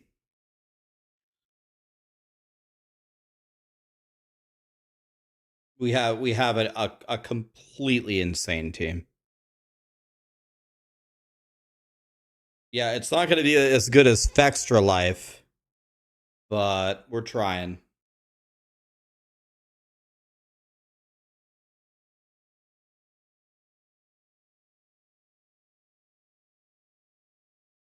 I don't want to say the full POE team because I'll miss somebody, but maybe we can just go Maxroll.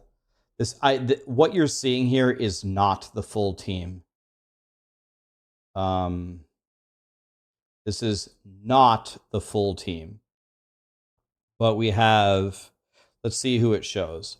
We have Crouching Tuna, Palsteron, Zizarin, Tripolar Bear, Tai Killer, Spicy Sushi, Arrow, Milky, Zen, Subtractum, Void, Captain Garbage, Helmbreaker, Karn, Goratha, Havoc, Chronix, Ventrua. We have more.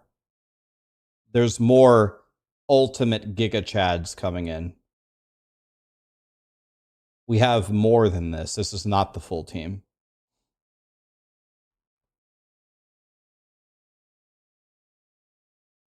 Yeah, Quinn's coming. No, I actually I don't know if Quinn's coming. I don't know.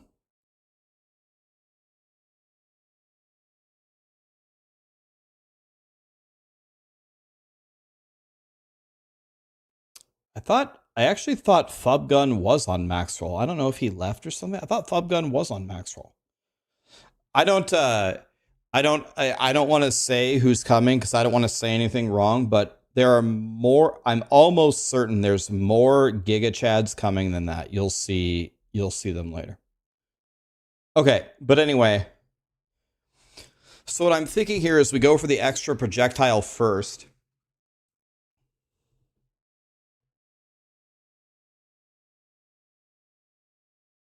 So do we take 4A or 4B? Wait. You have to choose one or the other, right? You can't have both, right?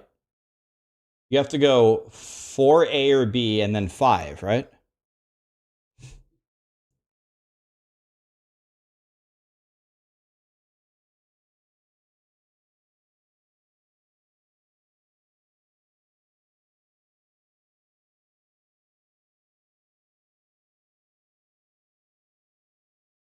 So I'm thinking, contrary to popular belief, that it is significantly better to take 4A and 5 and then to abandon number 3 and tell people to kind of try to get in there because it solves a lot of accuracy problems.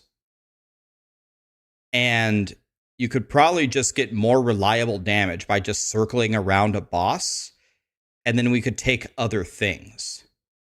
So I'm thinking like 4A512 and just buff the shit out of frenzy charges for Rain of Arrows. What do you think of 4A512? Another option would be 4A578. Let's read Tailwind again. 3% less damage seems pretty good as well.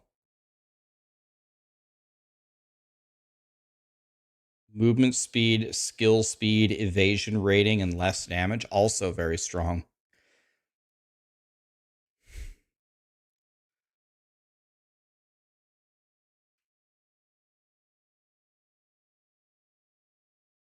I'm not going to make a recommendation for hardcore because everyone's just going to die anyway. If you're going hardcore, you're going to die anyway, so.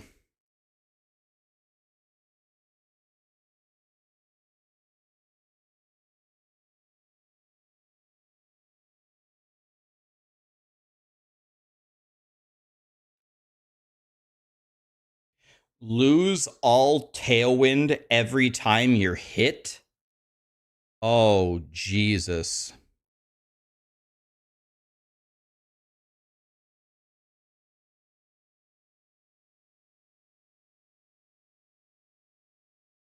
If you play Rain of Arrows, extra proj is useless. But can you just only cast Rain of Arrows, or do you have to use other skills with it?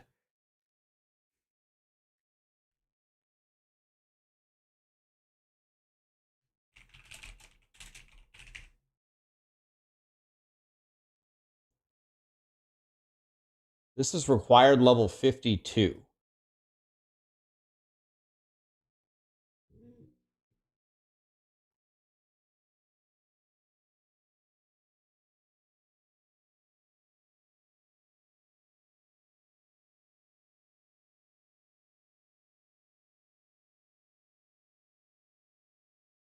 Oh. Can you get it? Can you get it earlier?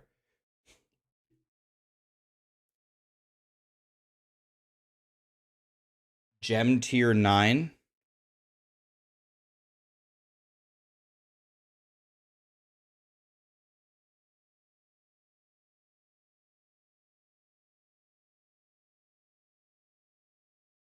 So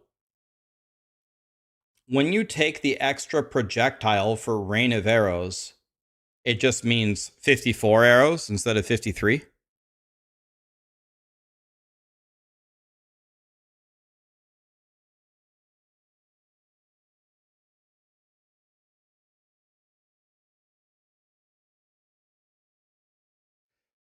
So you take a different skill, a bow skill, like I don't know.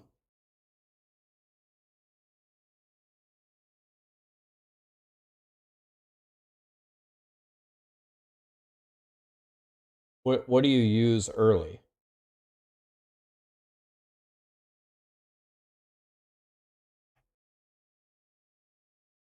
Lightning arrow?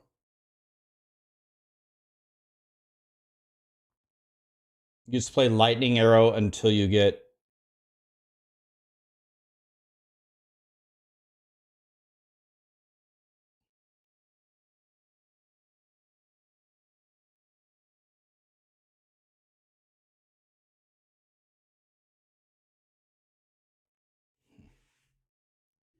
okay.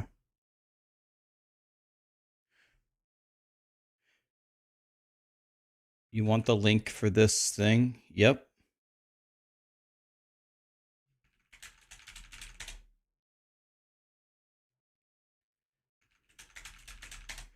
All right. So I think the extra projectile will be good early, right?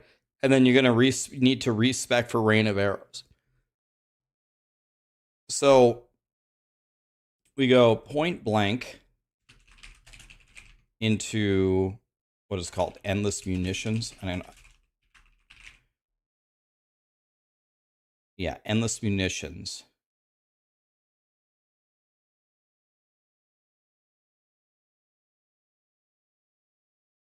See, if we're going to play close up, I'm not really sure that maybe we do take the tailwind.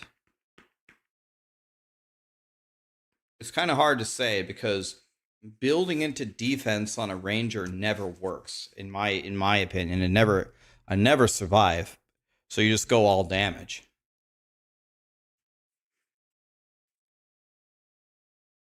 And then you take the tailwind, and then when you get rain of arrows, you respec 4A and 5 for 1 and 2.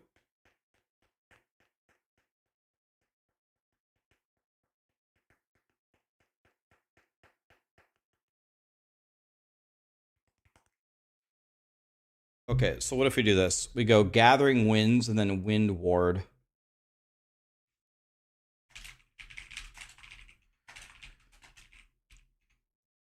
Then we say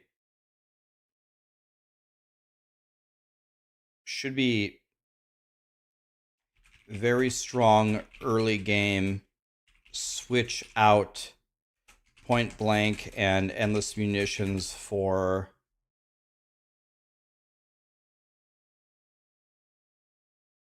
go back. What's number 1 called?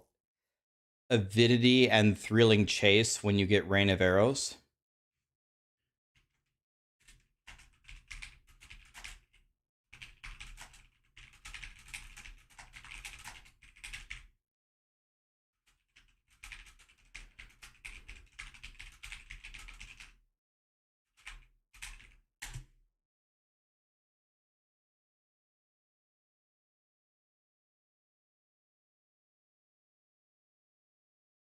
You don't think Gathering Winds and Wind Ward is good for new players? It's dependent on skill to avoid stuff.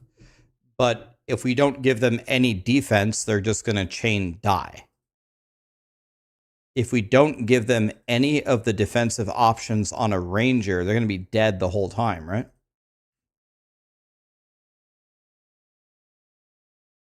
Right, you lose Tailwind on hit, but I assume most casuals, if you get hit, they run away, right?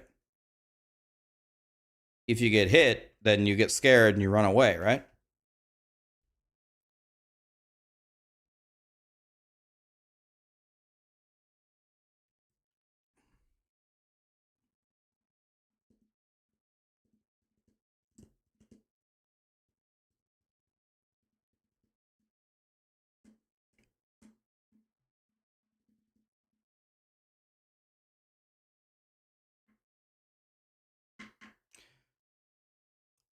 Let's go with this for new players. I get it. I understand what you're saying. I actually think there's a lot of merit to what you're saying, but if we don't give them any defense, then They're actually just going to be dead the whole time. We can pick up the frenzy charges when we respec when we get Rain of Arrows later in the game.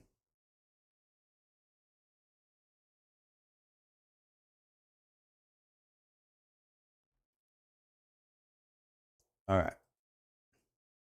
Thematics seem good. Tons of people are going to play Mercenary because it's new. And then the problem is it might just be weak. Anything stuff is taking hard. Is here good. Finder. I'm not a bow guy. Pathfinder just seems bad.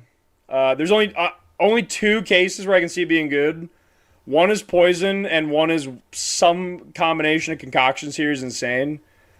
We don't have enough info right now to judge these. We don't have numbers. We just have descriptions. So the only real chance is poison. Like, I think Pathfinder, they just ran out of time and just sent it. Like, I'm pretty sure this flask node was there back when we had 5 flasks. And then they just, like, removed flasks. And then decided to keep this just for the only applying to the life and mana flask. And then they get to the bottom of the class that only has 8 points, which is the least. And they only had 7, and they just ran out of ideas.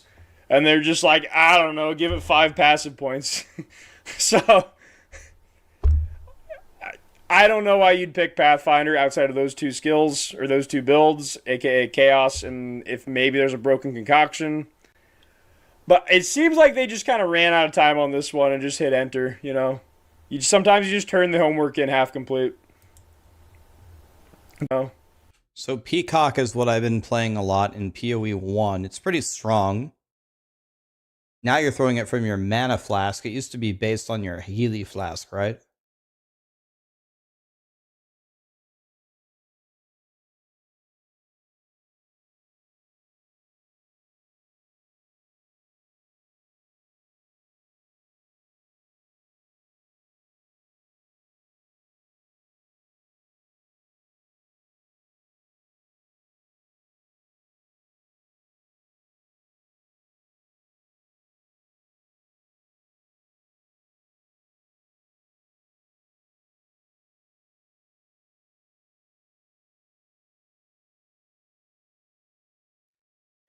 So you go, I don't know why you would do any of the other elements other than Peacock, because the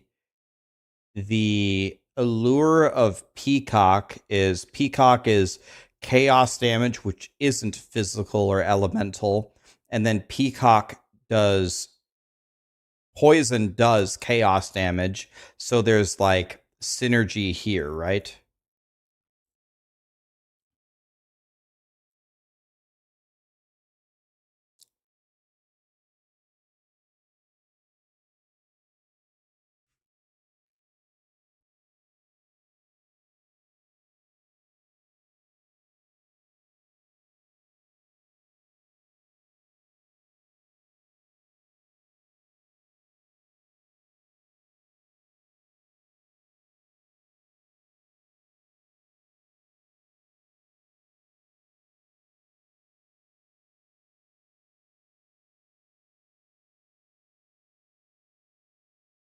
So, is it true that Peacock does poison damage? It's saying that it does unarmed chaos attack damage, but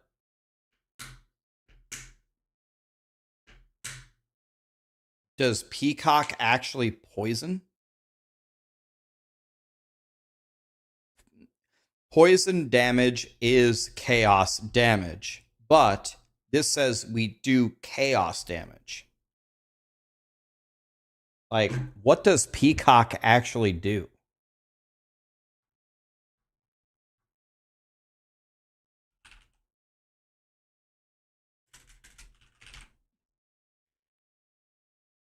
We don't even know. Do we not even know what poison concoction even does?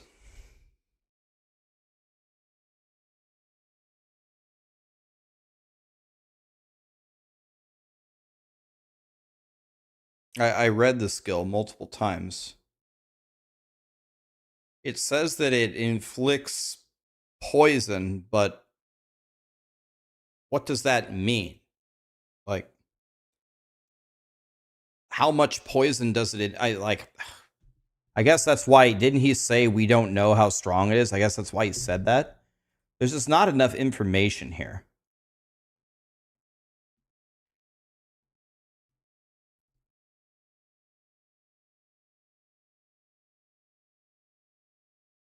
And the peacock that I've used, the damaging poison on enemies you kill is spread to other enemies within 1.5 meters. Peacock has a pretty good AoE already. Usually everything is already dies. Do we even need this spread? And 1.5 meters is got to be like a fourth of the screen. Because 8 meters is almost the entire screen, they said. So 1.5 is like only this much.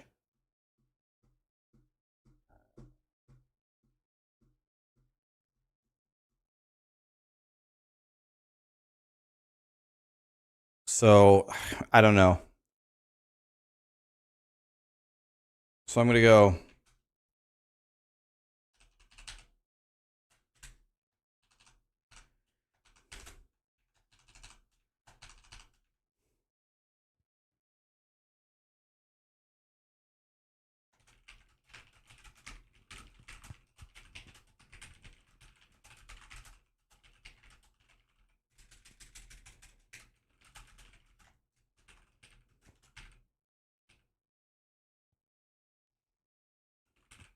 I spell it right.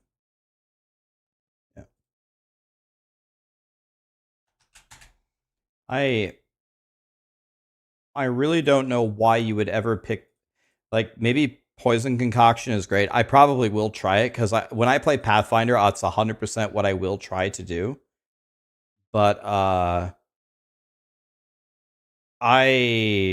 I have no idea how to assess this at all. Like, I guess you take all the poison stuff with poison concoction, but I don't know how good that would be.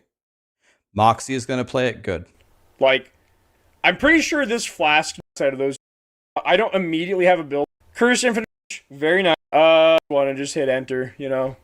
Sometimes you just turn the homework in half complete. Get that partial credit. Blood Mage, not to be confused with Mage Blood. I'm just getting right to the point. From what we got leaked, this got nerfed because this was 1% crit damage per 20, which looked to be pretty strong. It's now 1 per 40, so like worst case scenario, this is half damage. Still has a 10 spell leech, very nice. I'm gonna guess this is our only source of spell leech on the entire tree in POE2. So just for that fact alone, this has play. Curse Infinite Duration, I don't know, I don't think so. Curse Infinite Duration.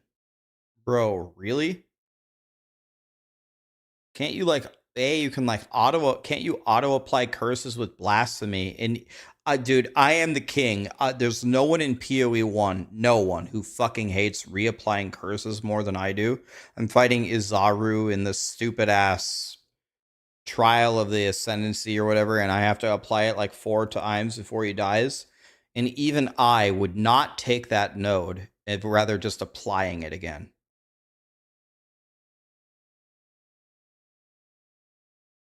It's very hard for me to understand why you would spend your Ascendancy points on that.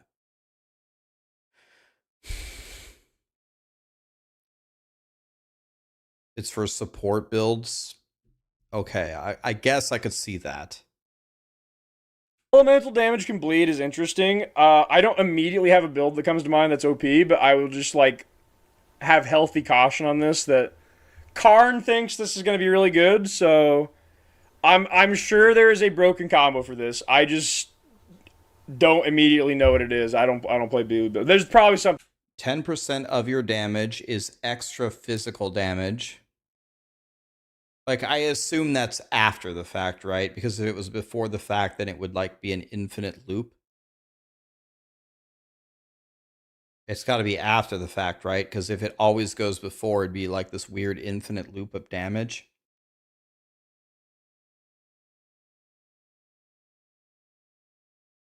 Why are we taking this guy serious? Well, I don't know who this guy is, but a lot of people seem to think he's pretty smart. He sounds pretty smart to me. I don't know. Why take anybody serious? Why take me serious? Guys, thank you so much for all the subs, guys. Bizarro gifted 2 subs. Cedric, thanks for the super chats.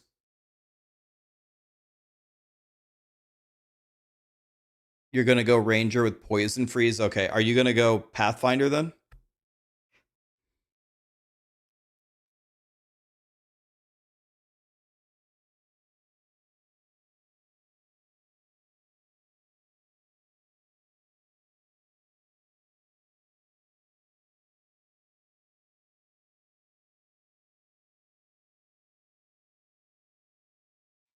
Guys, listen.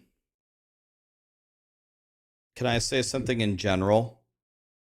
If anything, first of all, I don't think people should think about this like this anyway.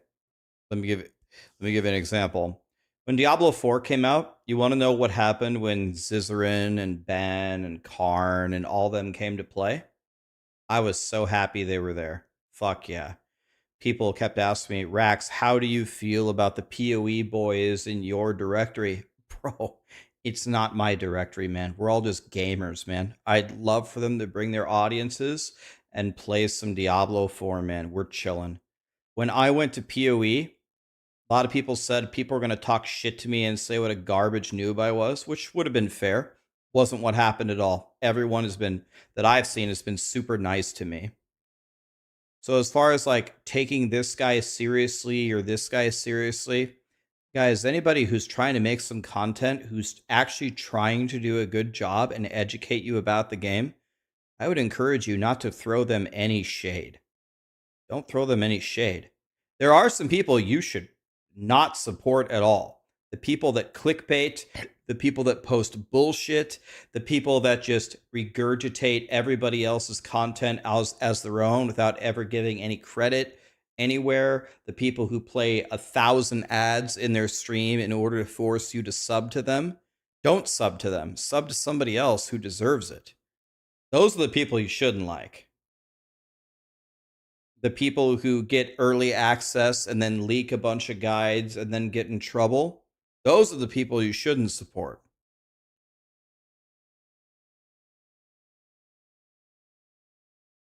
So if I come over to POE2 and everybody's a piece of shit to me, I doubt that's going to happen. But if it happens, okay.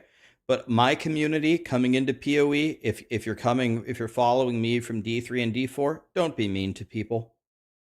Let's be the nice community, for the love of God. If anything, I'm the new guy here. Something broken with this, but that'd be like one of the arguments to play Blood Mage. The base crit being 15 is really good.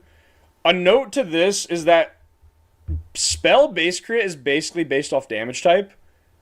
Like, cold skills just naturally have like 13 crit, and then lightning has like 10, and then fire has like 7. So it almost does. Really? Spell base crits are different?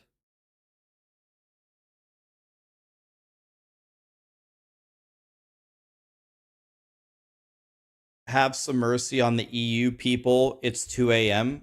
Guys, tomorrow I'm going to give away like another 30 keys. If you got to go to bed, go ahead. We're going to wait till the end of this video, 18 minutes, plus all the pausing that I keep doing.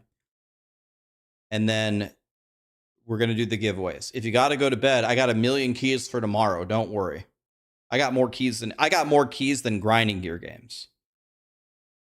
Doesn't make sense to even spec this if you're already using cold skills, but this makes fire crit like really good. Progenesis, that's not bad. Ascendancy point for 2. You have permanent Progenesis. Okay. And then gain body armor, energy shield is life. We already had leaked.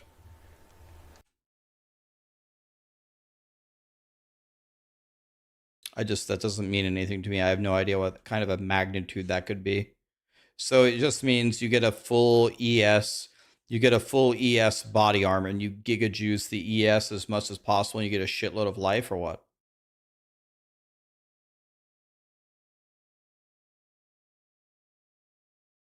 That's a lot weaker with Gore Spike being nerfed by half, but like probably still okay.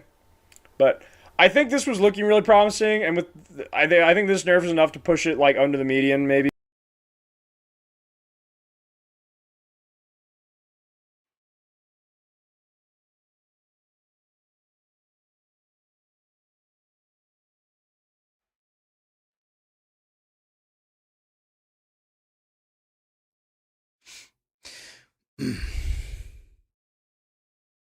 So I'm thinking here for new players, I'm thinking 2 is super Giga Chad. So we just go 2 first. Well, I guess we have wait. You always have to go 1. You're required to go 1 on this Ascendancy. Okay, so we go 1. Okay, that makes it easy. 2 for sure.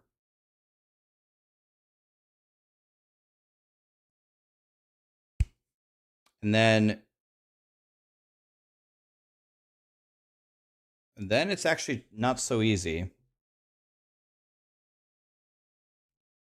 Not taking 3.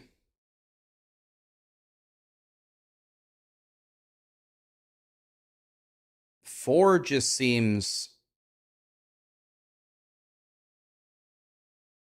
like, am I wrong in assuming this is going to be a spellcaster? 4 seems a little weird, doesn't it? 3 is out. 4 seems weird. 5 got nerfed. So it's either 5, 6, or I feel like you have to take 7.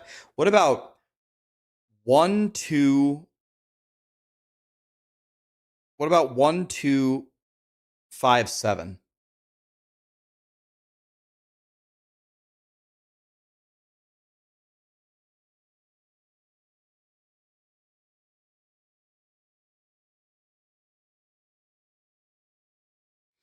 Don't sleep on 8, but 8 requires you to have that specific body armor.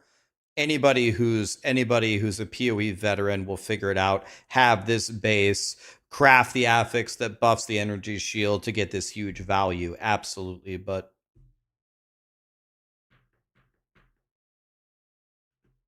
1, 7, 5, 6, you're gonna skip 10% spell damage leached as life. Didn't he say that's the only source of spell leech in the entire game? You're gonna skip it?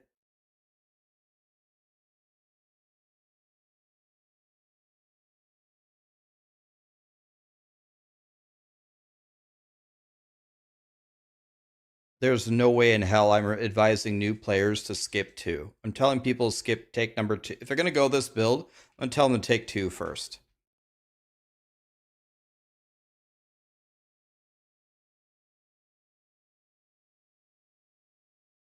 I'm thinking maybe either 1-2-7-5 or 1-2-5-7.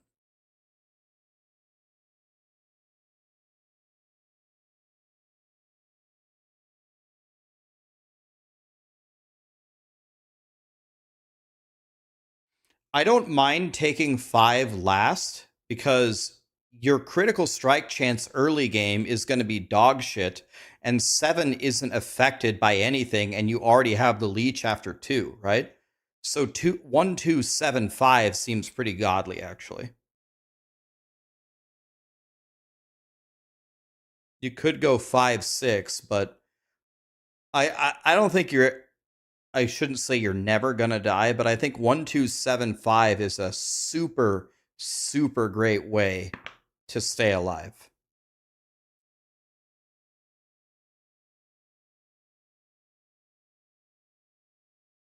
It's too much defense.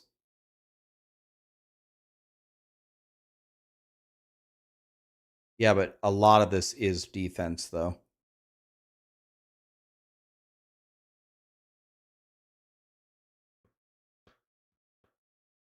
All right. Well, let's just make a decision because you guys want to get to the giveaways, right? I feel very good about 1-2-7-5 for a new player. It's very defensive, but what is this, Blood Mage? This is Blood Mage, right?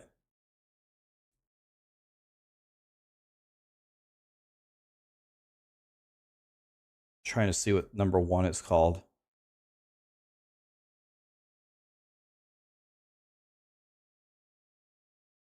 Sanguimancy.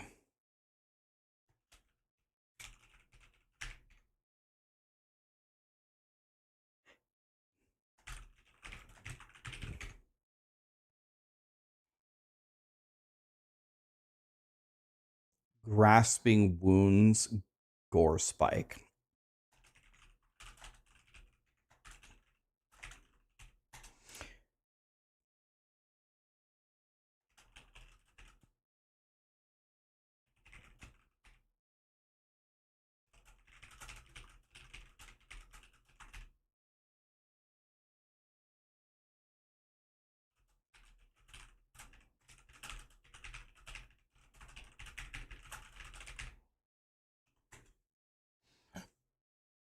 I don't think this is going to feel too bad. I think for most players are not going to approach POE2 right out the gate wondering how much damage they can do or how fast they can one-shot the boss.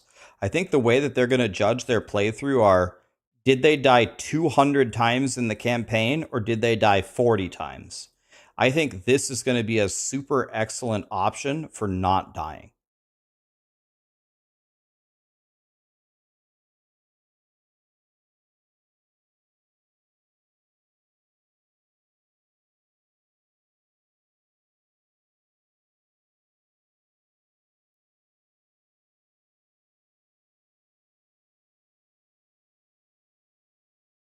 I don't play BOE, but there's probably something broken with this, but that'd be like one of the arguments to play Blood Mage.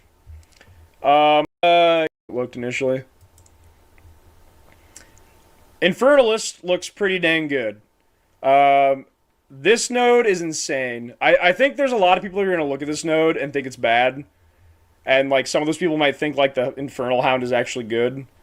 But, like, this is cracked. This is only good if this thing is, like, immortal. Because otherwise it's just bad. Because it's always up when you're not taking damage. And then it's dead when you're taking damage.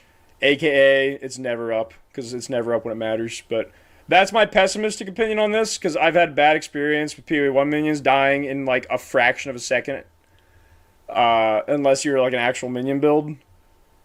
And sometimes, even if you are an actual minion build, that also happens. But, like, this is crazy. Like, you're just naturally going to try to get 90 fire res as an Infernalist, which is not actually that hard to do because this area of the tree exists where you can just get 2 max fire res per 40 fire res. There's some lead-up nodes that give plus max. Righteous Fire?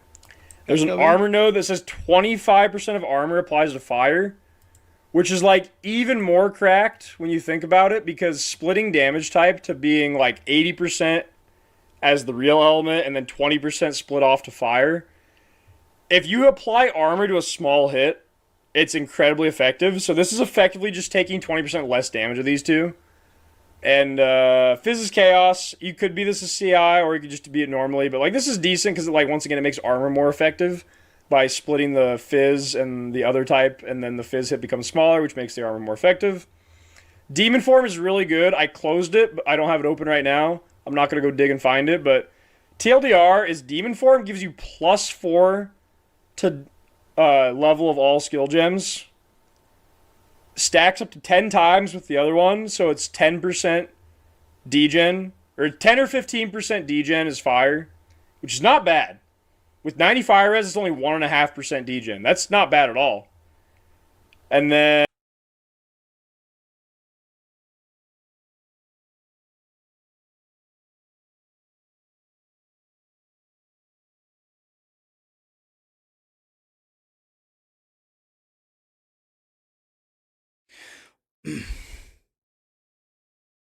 So Demon Form is +4 to all spells.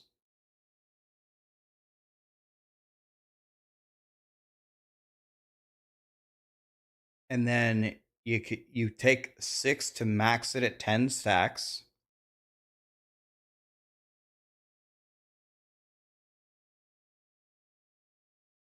And then he said at 10 stacks, with 90 fire res, you only lose 1.5% of your life per second. Is that what he said? Let me listen to what he said again. More effective by splitting the Fizz and the other type, and then the Fizz hit becomes smaller, which makes the armor more effective. Demon Form is really good. I closed it, but I don't have it open right now. I'm not going to go dig and find it, but TLDR is Demon Form gives you +4 to level of all skill gems. Stacks up to 10 times with the other one, so it's 10% degen, or 10 or 15% degen is fire, which is not bad. With 90 fire res, it's only 1.5% degen. That's not bad at all. And then basically, it's plus 4 all skill gems and 160% cast speed. That's insane. Holy fuck, really?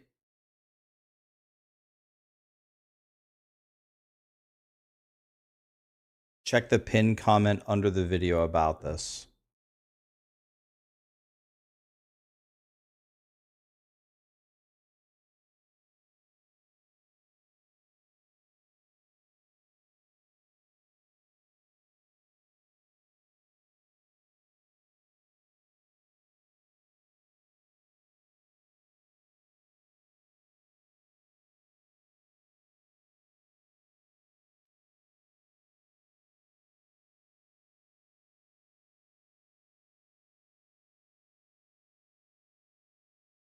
What is losing weapons? Does he mean literally losing his weapon, or is it the name of something?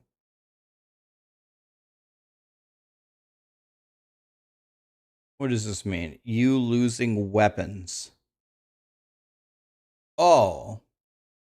Oh, when you're in demon form, you can't use your weapon? Oh.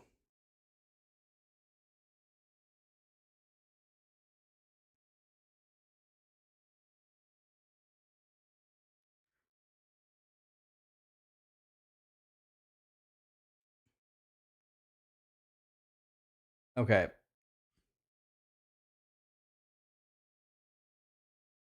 So this demon form's nowhere near as good as it seems because it isn't fire damage, because we're stacking 90 fire damage to stay alive. I think Infernalist looks a little better and more interesting. Witch Oh Hunter. god, Infernalist he looks didn't even look at the other stuff. Okay.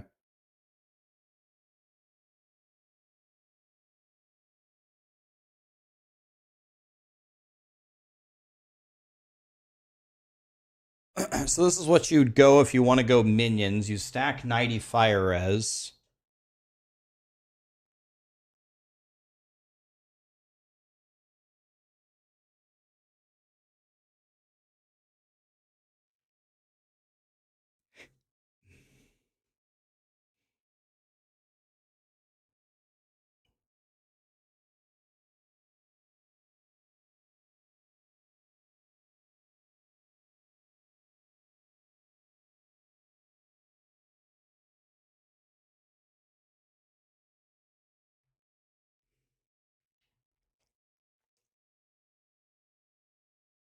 Okay, so at a certain point, you're going to be you can spend your mana as you want, and then you can spend mana as you want. Then you take your whole life and energy shield as fire damage if you ever hit the maximum, and then it resets. It also will just drain away from you if you haven't been gaining it. So you can just stop casting to not have it trigger.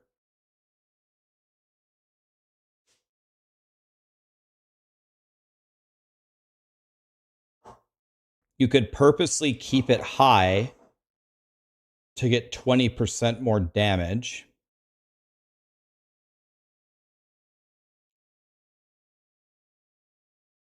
Okay. This is kind of nice synergy between this node and these three. You could actually take all of them. Well, not low, so you would get much higher chance to ignite and more ignite magnitude, and you'd get 20% more damage. And if you had high enough fire damage, you could probably just you don't want to detonate it, but if you did, it probably wouldn't kill you, right?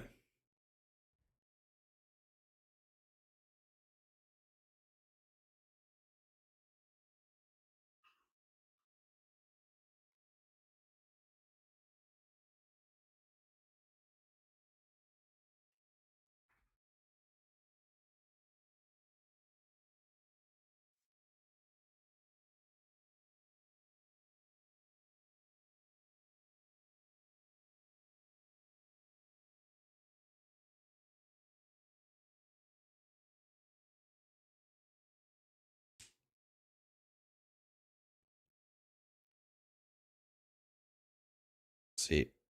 I want to see this Hellhound and the 11.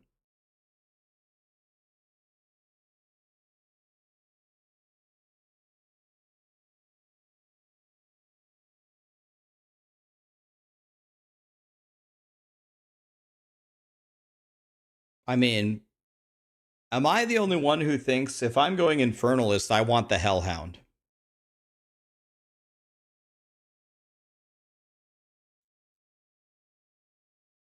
I mean, I'm not going to play this without the Hellhound. I'm going to take the Hellhound first. Can I take it first? I'm getting the Hellhound first if I'm playing Infernalist. It dies too easily. Yeah, but if I'm playing when I'm playing it, I'm going to take the damn Hellhound. I'm sorry.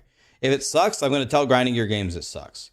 But I'm taking the Hellhound first while I'm leveling.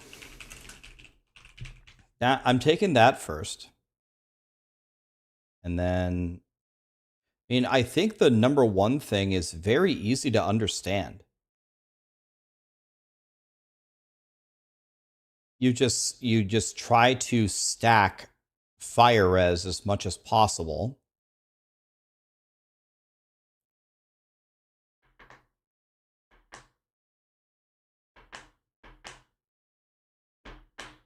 Right? I'm thinking 10-1. And just go for the fire res nodes. Not playing this without the Hellhound end of story. Altered stack fire res equals big defense. Simple to understand.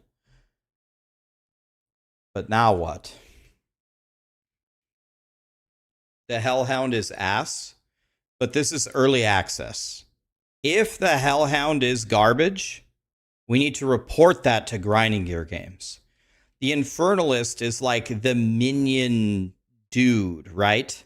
If the minion dude has a minion that sucks, why the fuck is it even there?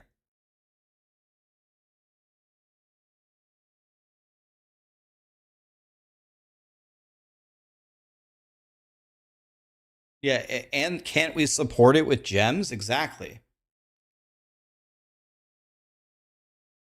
Guys, I'm not going Infernalist if I'm not going to take the Hellhound. Just like I'm not going Pathfinder unless I want to throw some concoctions.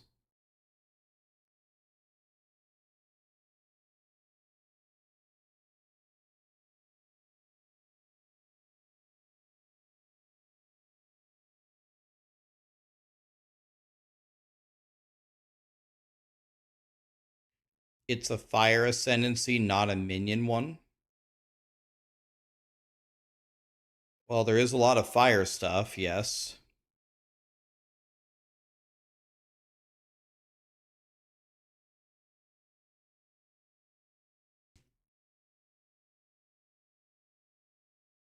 What if you don't need the damage reduction? Well, every class needs damage reduction, man.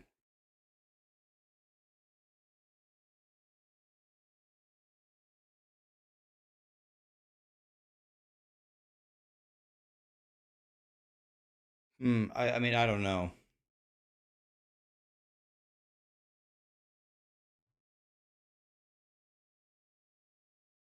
We could also skip the Hellhound and go a fire build and just go 1789.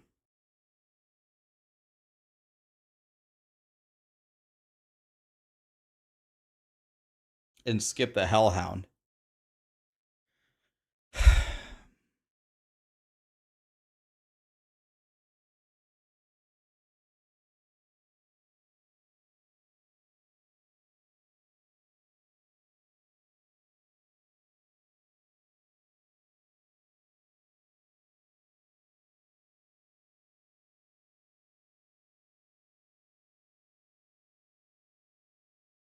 Look at 11. 11 like auto ignites you and does something, right?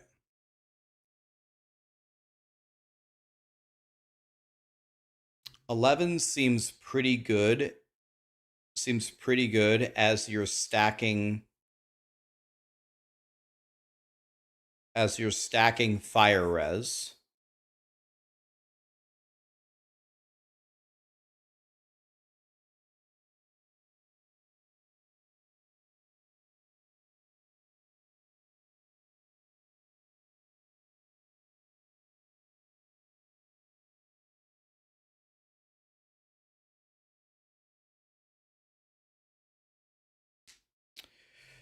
Well, we need to make a decision. We need to go either minions or we need to go fire. And honestly, now that I'm thinking about it some more, I think this Ascendancy is actually way better for fire damage than it is for minions, which makes me think, is the third one on live going to be for minions?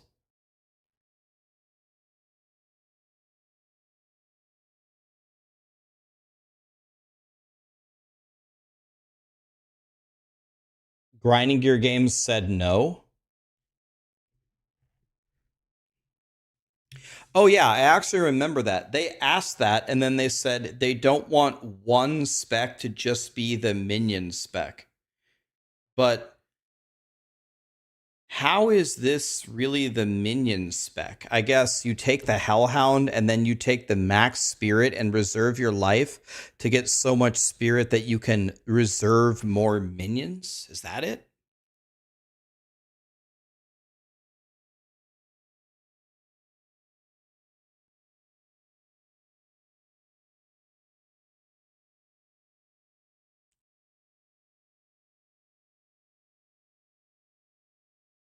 Nine and eight both affect minions.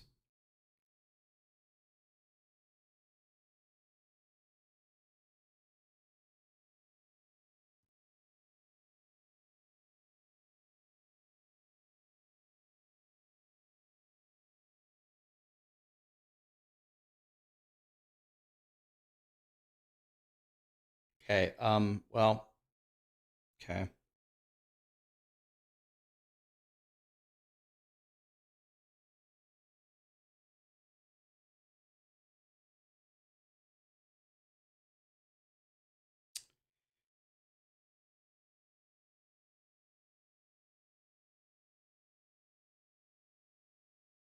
You can't go 8, 9. You have to take 7. You can't skip 7. So I guess if you want to go minions, it's either 10, 1, 7, 8, or it depends. I don't know, man.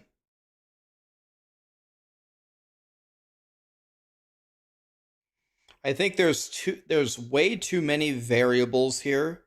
There's way too many variables here for me to make a recommendation on a minion build. Because I don't know what the options are for the spirit. I don't know if the Hellhound is good or not. I would like to think this is the minion thing, but I think it's way more safe to go 1, 7, 8, 9. Because then you just stack fire res and you do fire damage. And that's it.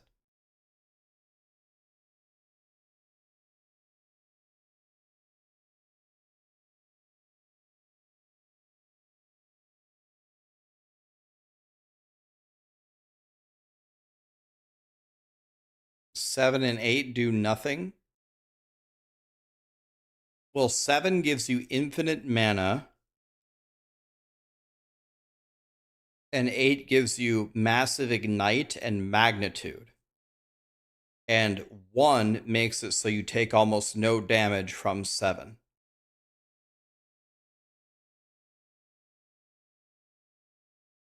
I don't want to just do fire damage, though. Then you have to go. I'm guessing 10, 1, 3, 11.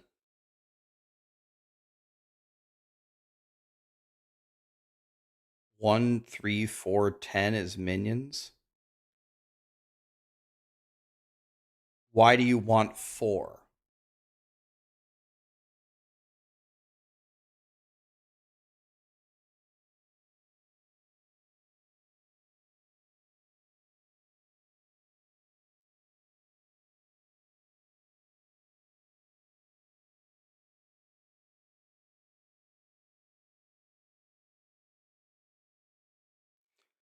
All right. I don't know. This one to me is very hard. This one is the hardest one to theorycraft.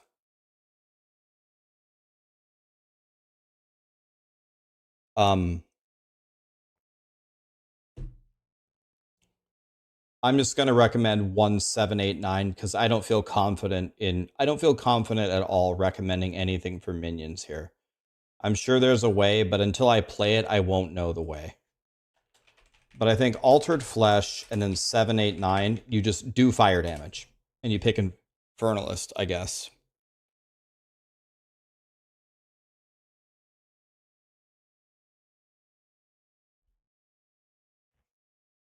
Yeah, you just go, I don't know.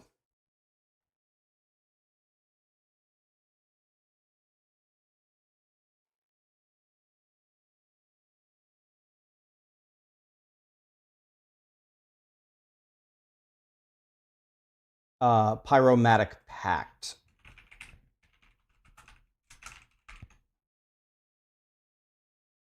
Bringer of Flames, Seething Body.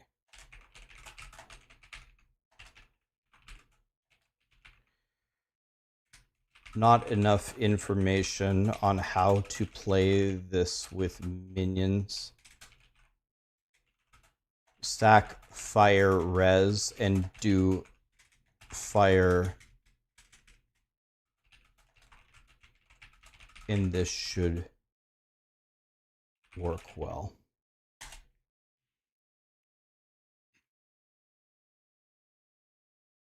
Yeah, the game, you as a new player cannot comprehend the, cannot understand it. I mean, I can't understand it either. None of us can. But, I will definitely figure this stuff out for sure. I'll figure it out big time. There's going to be so many great content creators, and the Maxroll team has such a crazy team that we'll figure it out. These are all guesses, man. They're all guesses. That's pretty good. Multi-investment and crit damage, and like maybe something on their Ascendancy is giving them crit, but like you're gonna be like 40 or 50, and you get like 60% more damage. That's pretty good.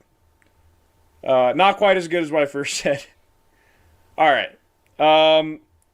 I think crit taking 11 is decent, but I think it just remains to be seen right now how viable crit is with chance. I think they've kind of talked about how they want to have a really hard time getting 100% crit. There's going to be a lot of crit builds that are like, in POE1, crit build basically means you're 100% crit. I think there's going to be a lot of crit builds in POE2 that have crit multi-investment and crit damage, and like maybe something on their Ascendancy is giving them crit. But like, you're going to be like 40 or 50% crit chance with like medium investment. So I don't know. There's 3 nodes that basically allow the low life playstyle because you can reserve 75%. And then they give some decent effects for a low life playstyle. And then Pain Attunement does exist, and it's 30% more crit multi. It's decent, but I don't know if I think just point wise you can't take both of these. It's either Demon Form or low life. Probably Demon Form is the preferred pick there. But I think neither of the witches look insane. But I think Infernalist looks a little better and more interesting. Witch Hunter. We already had all these released, but between which all the Dex ones were released. Gem, Witch Hunter, were all already released. They did nerf Call though. Call now checks the life before the hit. This is a massive nerf for trash clear. Like, oh wow. Culling Strike checks the life before the hit. So Culling Strike can't kill an enemy on the first hit unless it's 100. Oh wow, I didn't know that.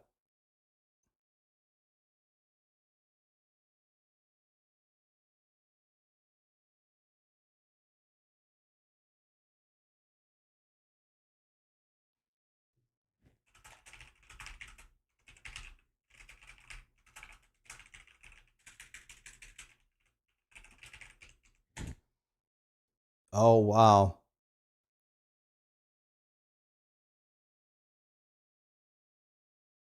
That's so Culling Strike is super dog shit. Maybe that's not a big deal in the grand scheme of things, but like the difference between like Witch Hunter and Ranger, to me seems that like Ranger probably has better. Well, okay, there's a lot. It depends there. Okay, I'll just say this: with Call being 30% on white and 20% on magic, and then there being 25% Call effect on the tree, and then you having Decimating Blow to remove on average like 18% of their life. This ended up being like a pretty big nerf because you only It was really good for clear. It doesn't change much for single target on bosses, but that's kind of a big clear nerf. Decimating Strike looks good, coupled with Call, but, you know, like I said, it's nerfed a little bit. 20 respec points. This is going to be one of the most underutilized things, because this is actually really OP, but, like, very few people are going to use this. Like, 20 passive swap points is already OP for, like, every build. Well, I think, yeah, that's going to be like really important in a lot of builds where you can switch 20 more points on the passive tree. Like the super ultimate Giga Chads will probably take this with number 1 to do something crazy. And then Witch Hunter's going to have 40. So I think this will be like, it's not like one of the strongest nodes of all these. It's not anywhere near the level of the top two, which is the Titan one and the Monk one. But, like, this is, like, pretty generically strong, and no one's going to use it. Like, people will put it in build guides, and then people will do the build guide, and then no one will use it. Like, or people, like, won't even know how to set this up, but, like, it's kind of a shame, because I think it's such a... No casual, unless there are two unique bows that you use that are easily accessible. Even if number 1 becomes the greatest passive in the game for the weapon swap for the dual tree, no one will ever use it if you're a casual. Ever. Never. Such a cool mechanic, and it does represent a lot of power, and, like, 80% of people aren't going to use this. I think the concentration is garbage. Like, it's best case scenario, like, 22% more damage. But, like, the way this interacts with these things makes it, like, worse. It's negative synergy with Decimating Strike and Call. Because it just narrows the range of health pool you're dealing with, and it's still 40% to break concentration based off the maximum. So it's actually negative synergy with your other nodes. Hey, that's true. And, yeah, it's just not good, I don't think. It kind of sounds cool when you say it, but Source Reward does seem good. It is a less of armor evasion amount. I think you need to get to like 20k for this to be broken. But if you get to 20k plus, this is kind of insane. Especially with like the 50k effect and, you know, 50% faster. But like the reason this is OP in my opinion is there's no duration here. It's like infinite duration. Like it'll reset in the timer or whatever. But like if you just go into a boss fight, like this buff lasts until the whole thing depletes. It's not like Molten Shell, where you cast Molten Shell and then Molten Shell runs out, then the boss hits you. It's gonna get its mileage guaranteed. I just don't know how the defensive numbers look on gear for like armor evasion. I suspect good builds be in the 20k range, but that needs to get to 40k with this mod. So I don't know. It looks really good. I just don't know if we can get high enough numbers. It looks really good. I just don't know if we can get high enough numbers. So, I don't know. I get to 40k.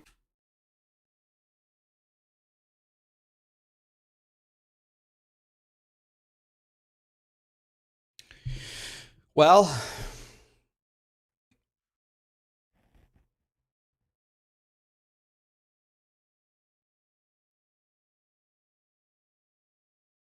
I don't think there's any choice here.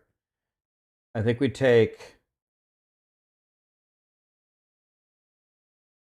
I mean, I don't even want 3. I only want 3 nodes.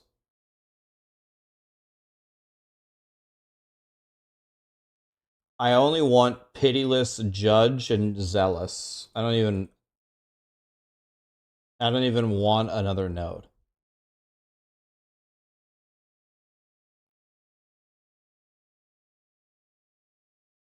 Why would we take 6 when we're gonna have really shitty gear?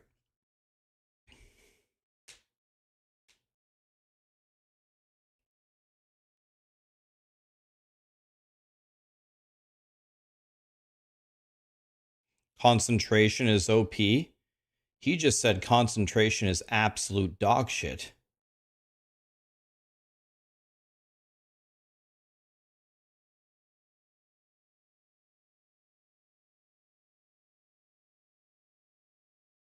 I'm not taking one. Casuals don't want to min-max specking for 2 weapons. We're not taking one. We're not taking one. We're either going 2, 3, 4, 5. Actually, I think 3 might be better. 3, 2, 4, 5, or 3, 2, 8, 4.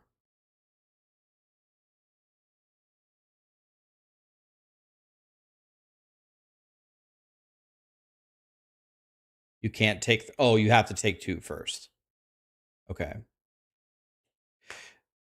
I want to get to 3 because 3 helps on bosses.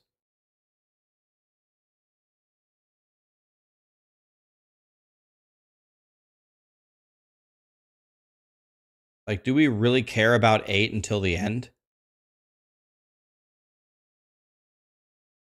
Yeah, I think I like 2, 3, 8, 4 for new players. But this, maybe I'm wrong. This does not seem good. Am I missing something? This does not look good.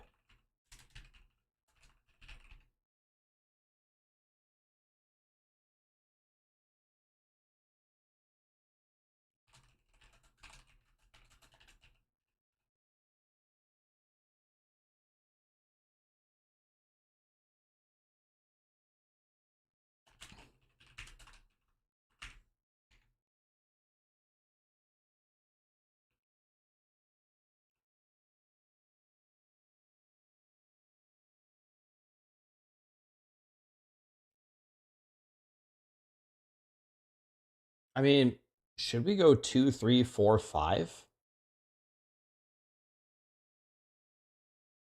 Maybe not. We just take the explosion. I have no idea.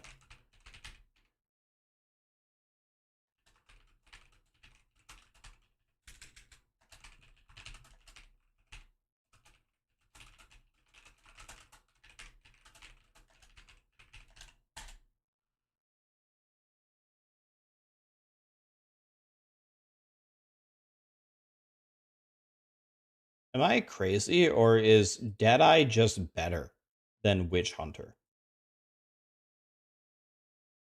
Let's just go to the next one. I have no idea. It's like infinite duration. Like, it'll defund mandatory opinion mod. So, I don't know.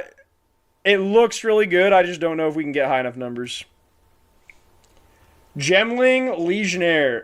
This is a weird ascendancy to me because this is one of the stronger ones, but it has almost no choice in my opinion, which isn't necessarily a bad thing because the choice is kind of the fact that it's just generically strong. So you can use this as pretty much any gem setup whatsoever. Like, you can use this as ranged, you can use this as melee, you can use this as spells. Like, basically, you're going to take +1 gems and +10 quality. These are not mandatory, but I think 4 and 6 actually are. Because you get 9 skills normally. This gets it up to 12. That's 60 supports. This got nerfed from 3 to 4, but it's still insane. This is 15 max res that you can, like, move around by switching your gems going into, like, a boss fight. Maybe not mid-combat, based off what they've said, but, like, if you... Dude, 6 seems like one of the strongest ascendancy nodes for any class. You can get, like, 15% of your max resistance for whatever boss you're about to fight. I mean, that is such a massive buff.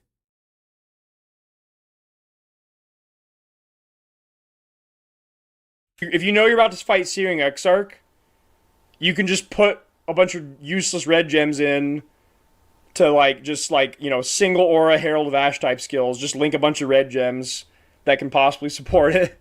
Just to get... I don't even think they have to support him. No, I don't think that's a restriction. I think literally if they're socketed, it counts for this. I think they don't have to support the gem at all and it still works. So that makes this like really strong. But yeah, it's just a lot of max res and 3 extra skills, which this isn't that strong. It sounds interesting, but I don't think I'm going to recommend 3 extra skill slots for noobs. You have 9 fucking skills already. Oh, hey guys, instead of 9 skills, you get 12. They're probably going to hate me.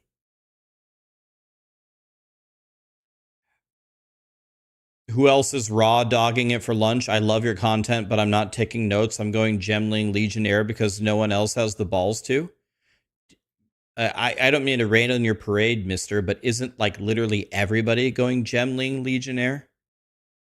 Everybody has been saying this is godly. That's what everybody is doing. I've heard of people are going Titan, Gemling Legionnaire, and Stormweaver.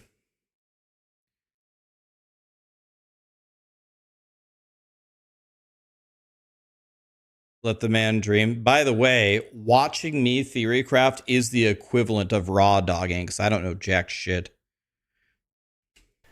yeah, gem level, gem quality. It depends on the main gem you're using, but for a lot of builds, this is good.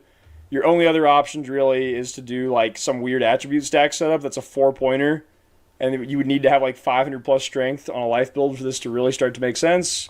But maybe that's an option. All right, chunk, which this isn't that strong. It sounds. So what I'm thinking is, let's see.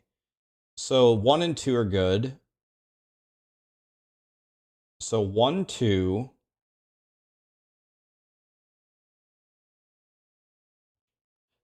Six for sure. Maybe we even take 6 last because you might not have capped resistances early. Sounds interesting, but chunk, aka level gem quality. It depends on the main gem you're using, but for a lot of builds, this is good. Your only other options really. And then 8 is pretty good as well. So 1, 2, 8, 6. I think we take 6 last. Oh, you can't. Oh, you have to take 4 to get 6. Oh, God damn it. Okay, so it's 1, 2. And then it's either 7, 8, or I don't think casuals are going to care about 5, 6, man. And 6 is only going to be for like end game. So I guess it's 1, 2.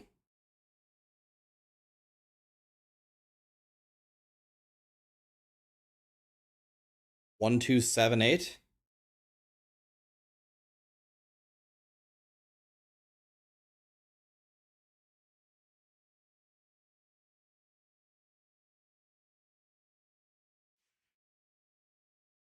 Okay, so let's just go with that. Crystalline potential.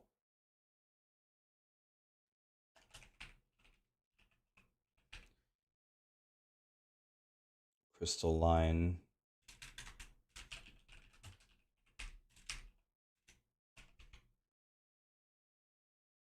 Implanted gems. Adaptive capability.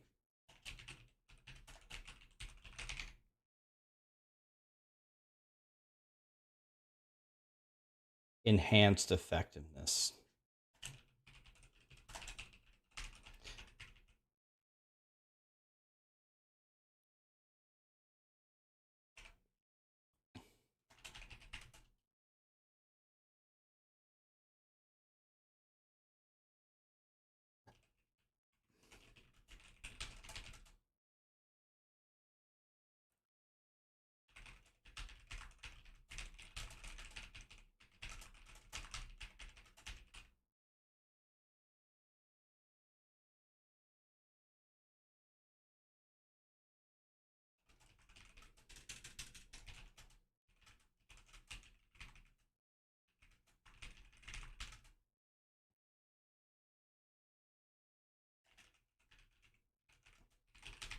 So it doesn't seem like this Ascendancy doesn't seem very flashy. There's nothing special about the Gemling Legionnaire. It just gives you generically more power everywhere, and it's flexible, yeah. Yeah, 3 could have some nice. All of these could be really good. They'll probably a lot. Like, I assume this Ascendancy would be really good in the end game, and especially again if you know a lot about the game. Yeah, it just seems like kind of a beefy Ascendancy. All right, let's keep going, guys. Literally, if there's... All right, attribute stack setup, that's a 4-pointer. And you would need to have like 500 plus strength on a life build for this to really start to make sense. But maybe that's an option. All right, Chonk, a.k.a. Chayula Monk. This sucks. It's bait. No, that's... No, okay, we're doing this again. No. All right. What's the Chronomancer node? Time snap. I'm gonna time snap that part. Okay. Chonk. Chonk is terrible. All right, it's just bad. It's so bad. Mana Leech is bait. You're just never gonna get the numbers. Like, we've seen a little bit of gameplay footage. You can do some basic math. The only way you can get enough Mana Leech and then like ES Leech, I'm not going to do like a math deep dive, but I think people are severely overestimating the percentages they can get. The only saving grace on this entire Ascendancy is these are new and these are really strong. This is a lot of stats. It does give you flat Mana Leech, which can help for this, but I still don't think you'll get the numbers with like Leech Suppression. I don't see it. But 5 and 6 are really strong. It potentially can get... I don't think I have... Okay.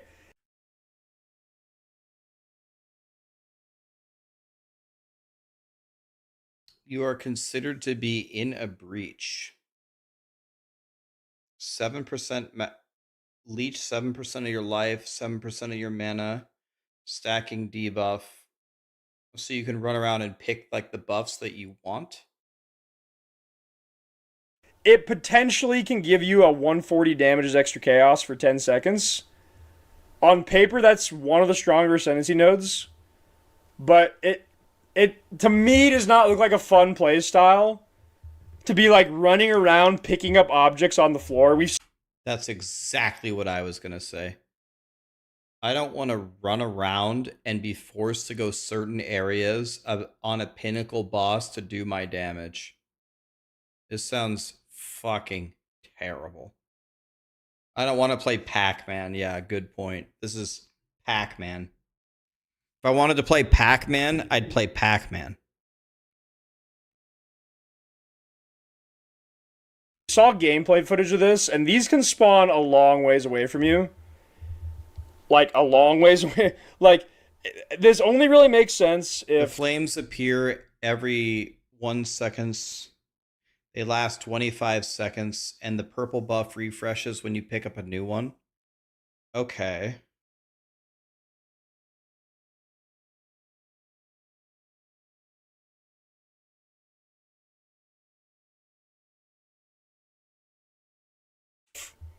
You're a pretty fast character that's doing full damage while moving and has decent, well, can stomach it basically. Like if this puts you off, it doesn't matter how strong this is.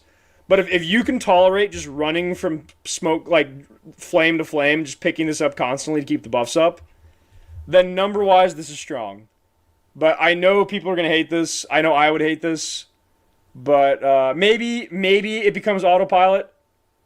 That's like the only counter argument is like if you do this for a couple days, it's just autopilot. But like that almost sounds more despair if you play this to the point where it becomes autopilot. But they're good. Don't get me wrong. These two are good. This is the only argument for Chonk. But I think it's a stupid play style personally. That's an opinion, not a vetted statement. The spirit remove we had 7 and 8 already with the 1% per 20 up to 600. So at level 100, this is 30% gain as extra chaos. which has negative synergy with 6, which already gives you 140. So this is just bad. You lose Spirit, which is like, you know, all your reservation skills. So that sucks. So I remember seeing this and being like, all right, well, if 9 is insane, there's hope for this. If 9 is like offsets the cost of losing all your Spirit, like if 9 says you can reserve darkness, maybe there's hope. No. There's no hope. This is just terrible. Don't do that. Alright, remember when I said 9 is like off constantly? Chonk. So I'm thinking we just go.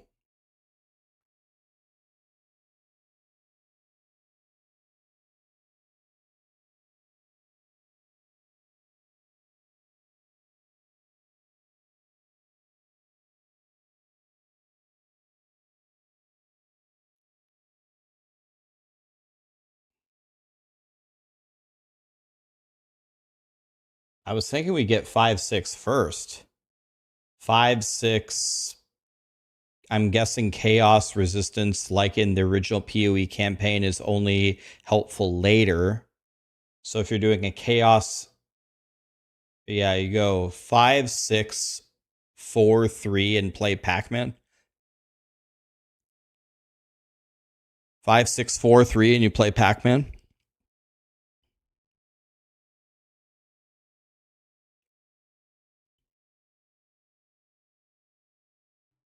Okay.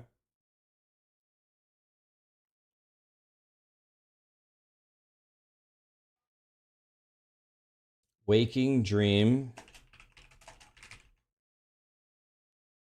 Lucid dreaming.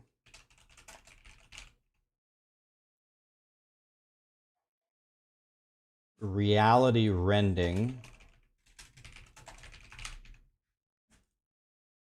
Chayula's gift.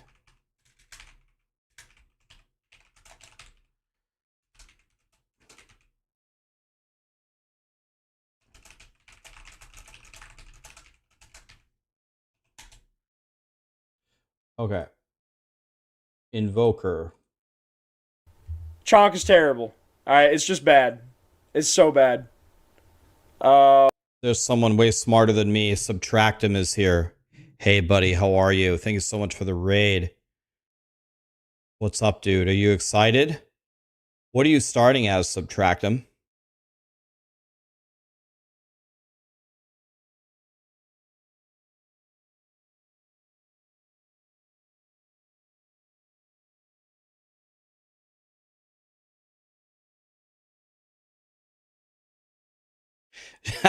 Don't click 3 if you have negative chaos res.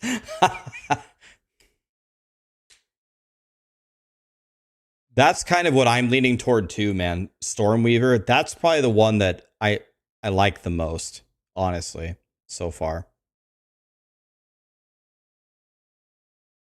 Yeah, I'm not sure how much chaos res we're going to need in the campaign.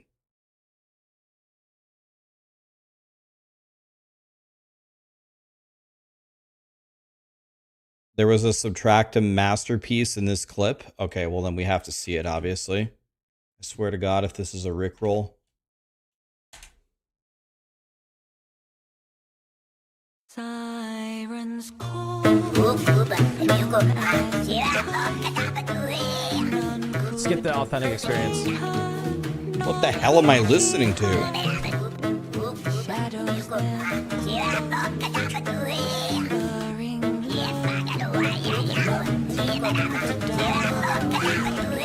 Am I supposed to know what this is?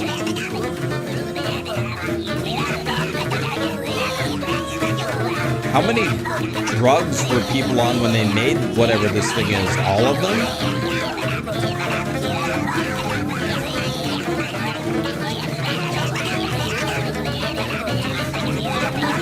Oh man, I'm so immersed right now. I'm so immersed. The true Path of Exile 2 experience on Friday. Let's go. Let's never speak about what just happened ever again. Okay?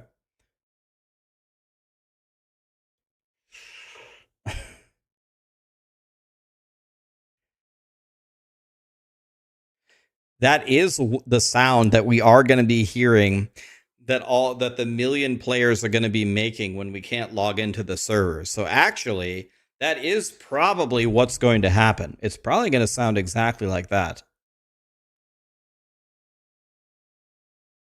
That's actually probably accurate. But you guys came at a good time. Listen, I am not good at making friends, getting viewers. I'm not good at that.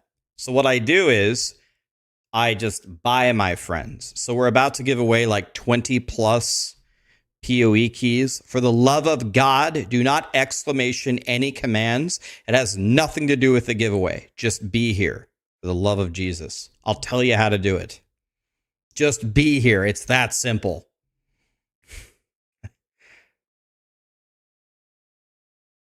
I fucking knew you guys. I shouldn't have said anything. I fucking knew you guys were going to do it. All right, let's finish the video and we can do the giveaways. Mana Leech's bait, you're just never going to get the numbers. Like, you Thank get, you, I'm not going to do like base on this entire, a lot of stats. Okay, we already watched this. Damage. He hates this. I hate this. If I wanted to play Pac-Man, I would play Pac-Man. Titans. All right. Remember when I said that Titans 50% small passive node was the second strongest node on the tree? I'm about to show you the strongest. It's number 2 here. It's 40% less evasion rating. Okay. Evasion rating also grants physical damage reduction. This is so broken. Like, evade also applies to spells in POE2. If a character can get to like 70 evade, which in POE1 is not that hard, you get 70 PDR. That is so broken. Like, people will contort their whole build and bend over backwards in POE1 right now to try to scrape together like 30 PDR. This is just like fizz damage immunity. It works on bleeds. Boss hit sizes going to crazy numbers doesn't like reduce how effective it is because it's flat PDR. It doesn't follow the armor penalty for big hits. This is so powerful. I mean, I don't think I need to hype this up anymore if you understand how this works, but if you don't understand how this works, I remember when I was making my hardcore character, I was trying to get like 5% physical damage taken as fire damage, and when I got that, I felt so much tankier just converting physical damage to a different element. And then there's like lightning coil, right, where you get like minus 1 million lightning res just to convert physical damage to lightning res, and then you just stack lightning res. So I could see how strong this is. People are saying that the giveaway is over, so nobody wins. The giveaway hasn't even started yet. This is the strongest Ascendancy node on the tree. It's so insane. These are pretty much the same as what we've seen. I don't think anything here is too crazy. Meditate is one of the worst Ascendancies in the entire game. Worst we've seen. I don't think anything here is... This is the strongest Ascendancy node on the tree. It's so insane. These are pretty much the same as what we've seen. I don't think anything here is too crazy. Meditate is one of the worst Ascendancies in the entire game. Also, apparently, this is a Inquisitor. I doubt we get crit that justifies ever using this, at least early on. The whole thing really just seems good if you are doing trigger skills. Because one, I think we've seen, based off what we've seen, I think you'll be able to get like a 1k armor. Or it's hybrid too, right? Like, I think you can get a hybrid ES evasion base that's like gonna end up giving you like 200 spirit. So you can run like 3 cast on trigger links. And then 5 or 7 says 35% more energy. So I think just like for a cast on trigger gem setup, this is insane. But I don't think you need to use cast on trigger. I think. What does that even mean? Meta skills gain 35% more energy. What's energy?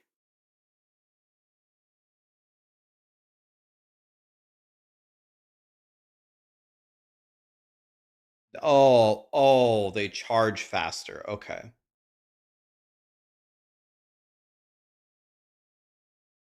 So this might be a good class to either, because spirit is either your minions or your auras, right? So you could get an energy shield, evasion, body armor,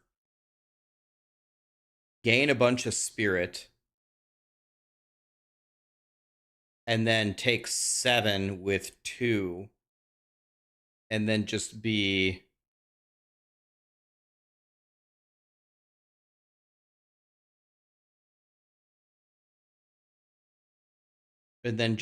Aura Boy.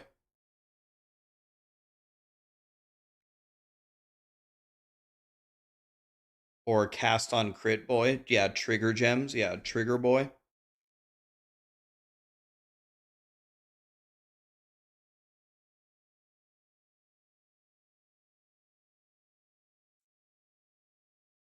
Okay. I think like 2 is just like a no-brainer, and then you just put 4 points into one of the elemental types if you're just playing a non-trigger build. I don't know the numbers on these. We don't have that info here, but I imagine they'll tune them to a point where they're strong, especially because you can link these with support gems. So it's not like a POE1 granted skill where it's just a 1 link that does nothing. You can actually build supports in these and probably make them pretty strong. So your options are basically always go this way and then either do triggers or do, like, 2 of the element options here with like some baked in trigger skill that you can add links to. I think Monk is like a no-brainer for the most part. If Invoker is a pretty no-brainer for the Monk. All right, so I completely understand why this is so strong. So you probably just... Well, is this good in the campaign, though? You get no spirit from equipment, so you gotta have to be very careful on what body armor you're using. And you have to take 1 to get 2. Isn't this Butterboy, Unbound Avatar? I thought that's what his name was. What was his name? It buffs you. It's not a summon. Oh. You inflict elemental ailments with hits on enemies. Once you reach maximum unbound fury, consume it to become unbound for a duration, vastly augmenting your elemental prowess.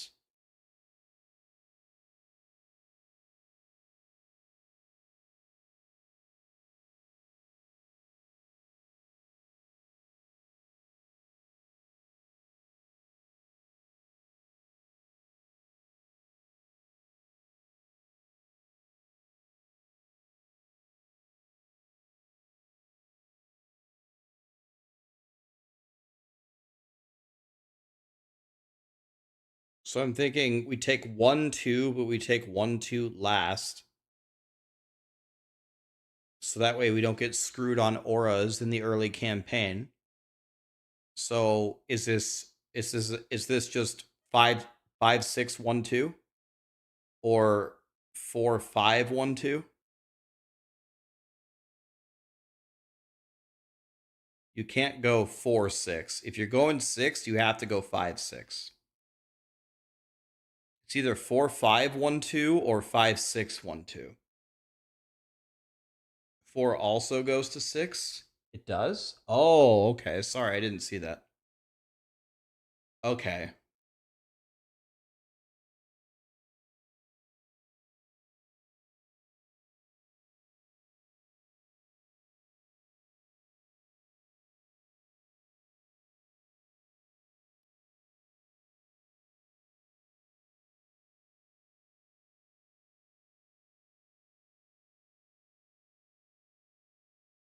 Okay, so you either go, I guess you could do either, right? So you either go,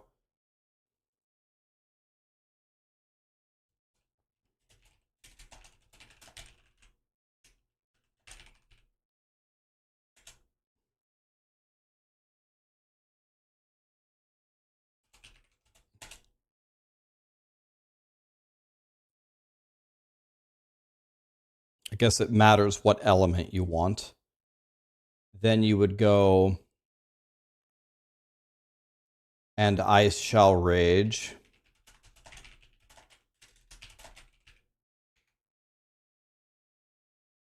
And then you go Lead Me Through Grace.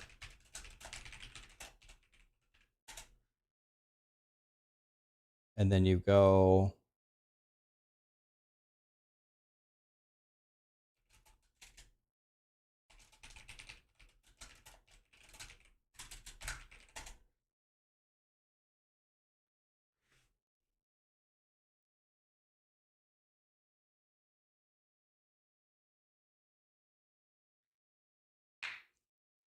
so this was going to have, let me see here.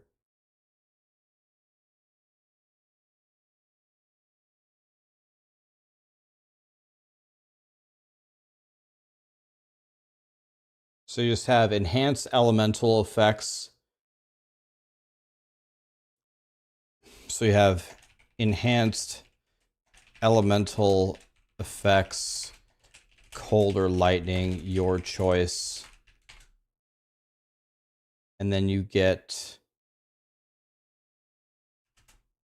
lots of spirit for triggers, then massive physical damage reduction. So certainly Invoker seems like a lot better than Acolyte of Cholula Hot Sauce. Seems like Gemling is better than Witch Hunter for new players.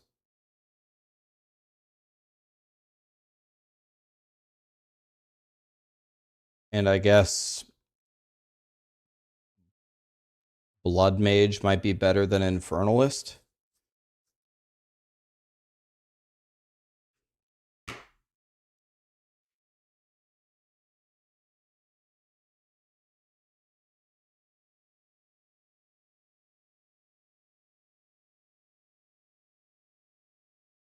Looks good, I agree. Did I get any of this wrong? Did I get any of this wrong over here?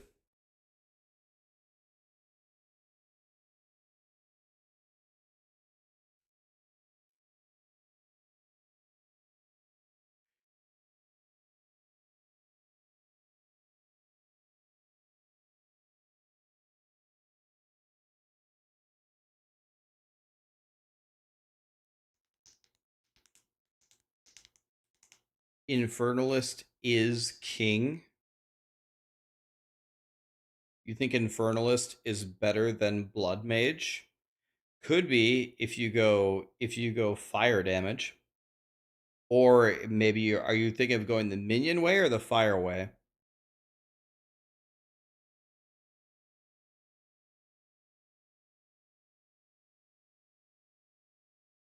Easily Blood Mage has to waste 2 points on crap.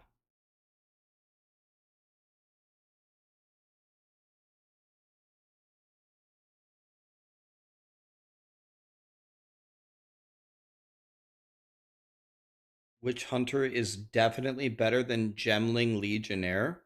Isn't Witch Hunter just strictly worse than Deadeye?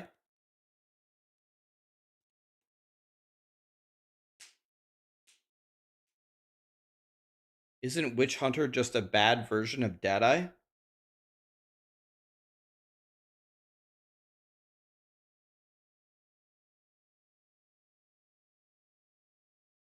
It is. Yes, yes, no. Yes, no. What do you mean? Well, I don't know. We just spent hours and hours and hours analyzing these.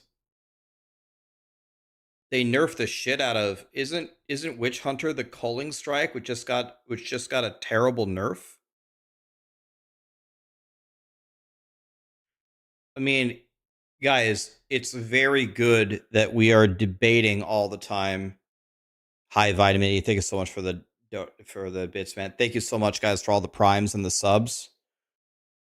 When is the launch? On Friday. Tomorrow we can pre-download it.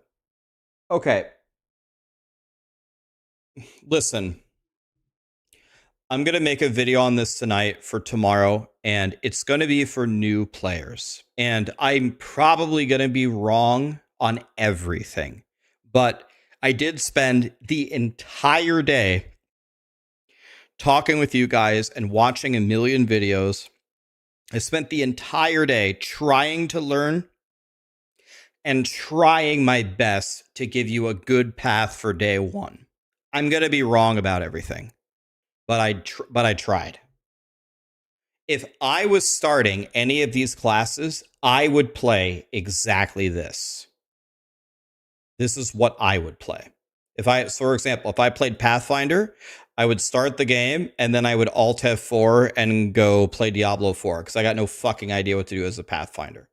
No, I mean I'd go play Poison Concoction. Chronomancer, I would Alt F4 and go play Diablo 4. Like Chronomancer, this does not seem fun to me. This is probably my least favorite one. This is the one I want to play the least. I'm playing this last, 100%.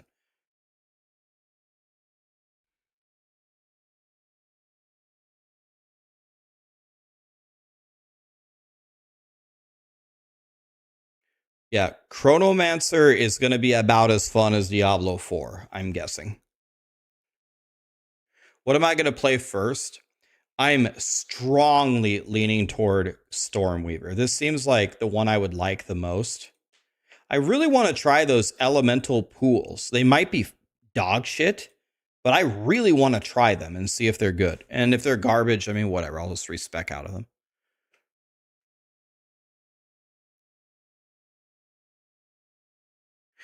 I saw that. That's why, because of that, that's why we didn't even take demon form.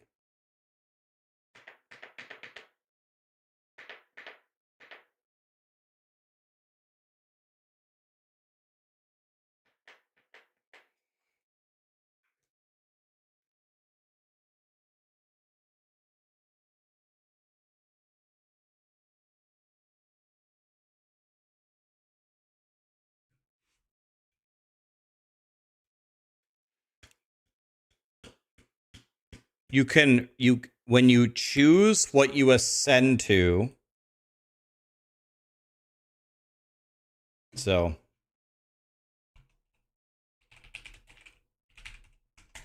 cannot respec. So this is the class. This is the ascendancy.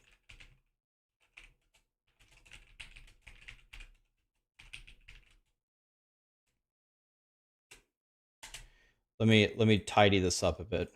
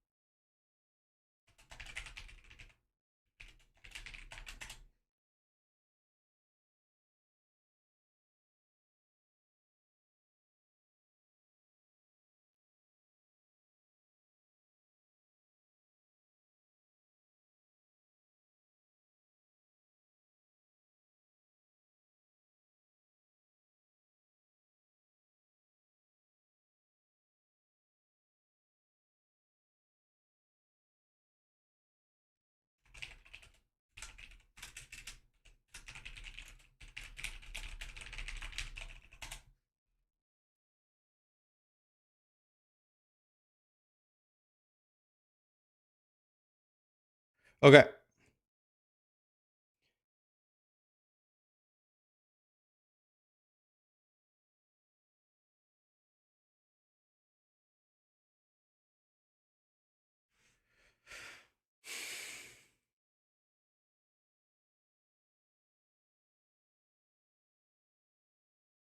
Link to the document, exclamation sheet. Okay. Well, what I was going to do, guys, is I was going to give away 20 POE2 keys, but I can tell that you guys just don't care about them. So I'm just going to end stream. It's been real, and I'll see you guys tomorrow. Just kidding.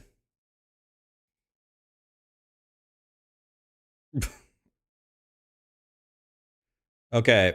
All right. Let's give away 20 keys here. And tomorrow I'm going to give away like 40 keys or 30. I have no idea. A lot. We're going to give away 10 to Twitch and 10 to YouTube. So everyone migrate over to Twitch if you want to win. Only 1,000 people are going to be able to enter, so be quick. Okay. Let's do the bombs for fun. Okay, everybody, exclamation play if you want to win a POE2 key. On Twitch only. Does not work on YouTube. On Twitch, if you want to win a Path of Exile 2 key, I'm going to pick the top. I actually need to go. I need to go spend time with Sarah and Callie, and I still need to make a video, so I'm going to pick like the top 5 winners from this marble race. Then we're going to do another marble race. I'm going to pick the top 5 winners. Then we're going to do giveaways for YouTube after that. In fact, I can start to set up the YouTube giveaways right now. Okay. If you guys want a maximum chances to win, open Twitch and exclamation play, and then also open up my live stream YouTube if you want, and then we're going to do that after this. 10 for each. Then people say, Rax, why do you tell them to go to both? It's supposed to be like separate drawings. Guys, people are going to move between them anyway. People on the internet weren't born yesterday. So you might as well just tell them.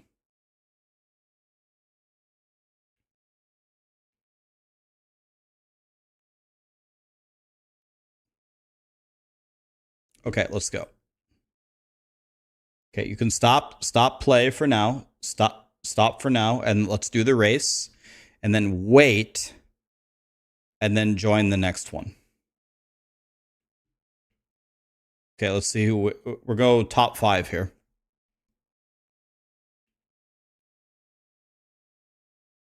And okay, SK Rawls is off to an early lead with a big boost. Wait. Oh. It was looking so good. Okay, he's back in first. Can he go wire to wire? Oh. Oh, no. Oh. He's doing it. Oh. There's a new sheriff in town. Let me make sure I have my key. Do I have my keys open? I don't even have my keys open right now.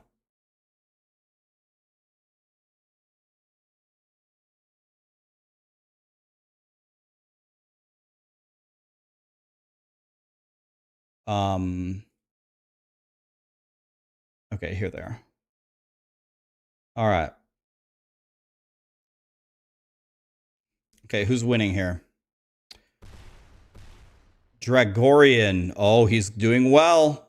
Look at him. He's frying.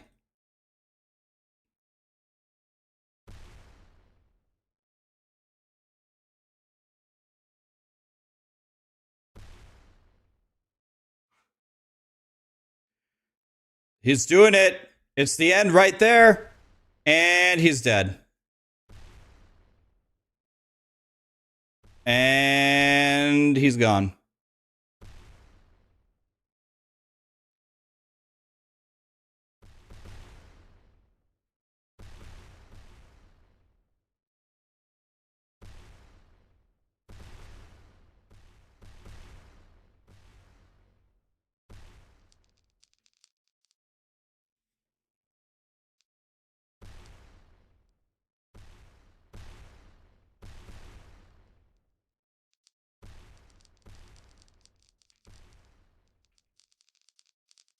Dude, nobody has a lead. Everybody's in the same spot.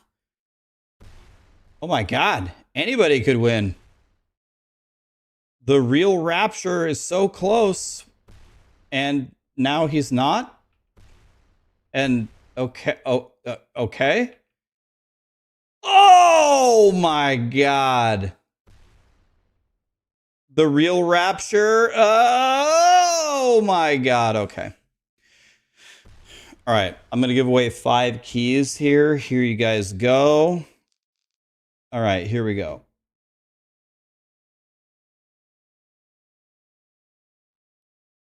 So, the real Rapture.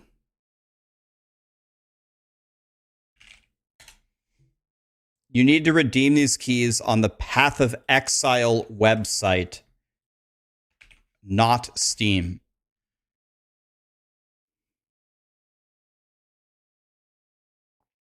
That key was from Yellow Flag for the real Rapture. There you go, buddy. Now it's Pessor.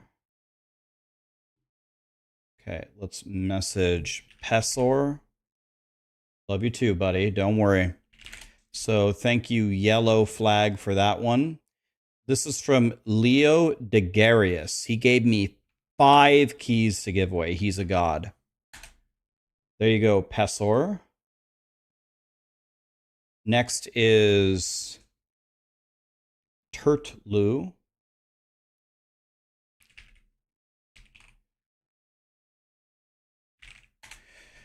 Also from Leo here.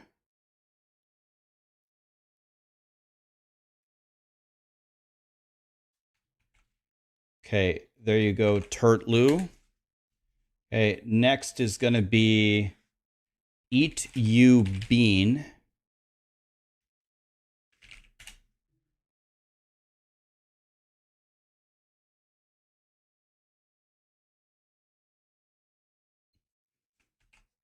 There you go, Eat You Bean.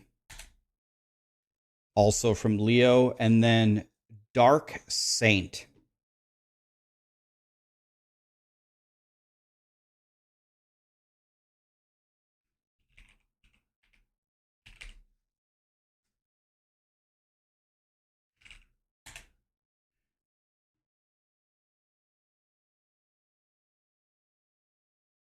Okay.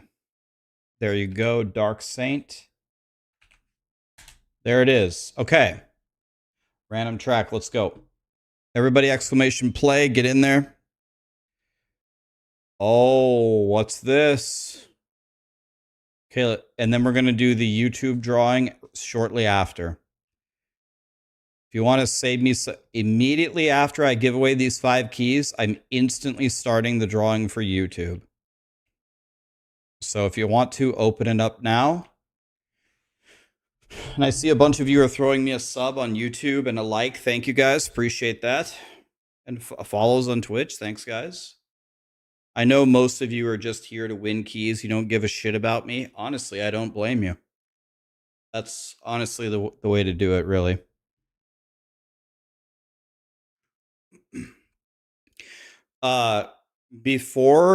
After these giveaways, before you just run away and never talk to me ever again, allow me to buy your friendship one more time. Tomorrow, I'm also going to give away at least 20 keys, maybe 30, maybe 40. It's a lot. More than 20, 100%. I don't know the exact number. So I'll have another chance to buy your friendship. I care about you. I wish I could believe that, my friend. You just care about the keys, and that's okay. Okay, let's start here. We should be able to get 1,000.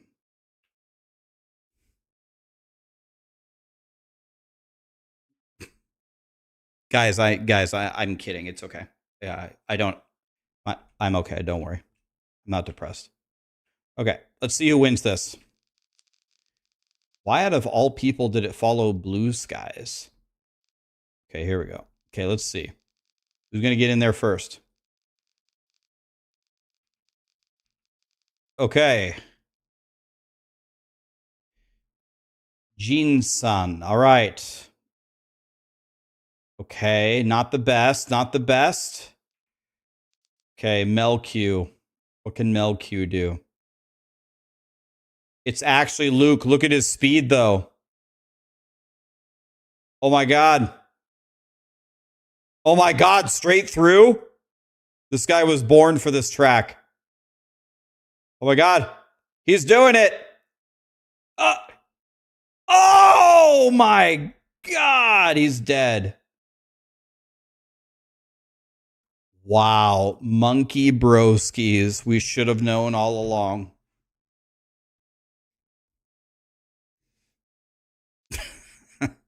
Okay.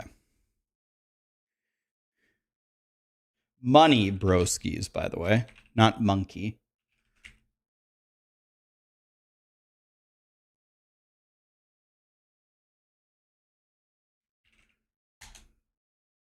Okay. This one, hold on, I'm already getting confused.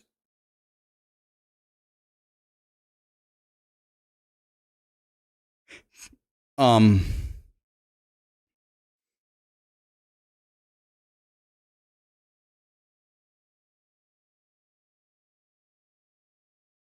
on, I'm getting confused. Okay, I got it. All right. Okay, so money broskies. Here you go. All right. I'm going to start the YouTube thing right now as I give away these 4 keys. Let's be efficient here. Okay, so money is taken care of. That was also from Leo, by the way. Okay, the YouTube drawing is where? Here. Okay. Everyone on YouTube, exclamation raffle. And you can see it right here. You have 3 minutes. Everyone on YouTube, exclamation raffle right now. Okay, the mystical man.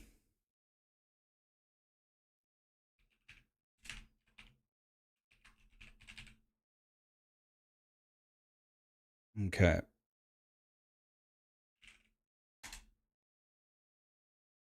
This one is from Red Wolf's Bane. Red Wolf's Bane right here. Thank you, Red Wolf. There you go, mystical man.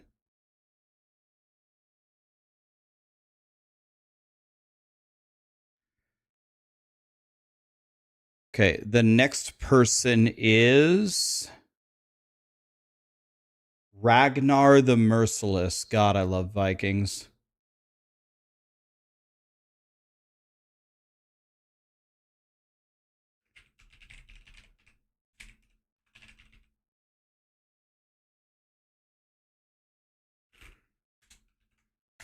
Also from Red Wolf's Bane. There you go.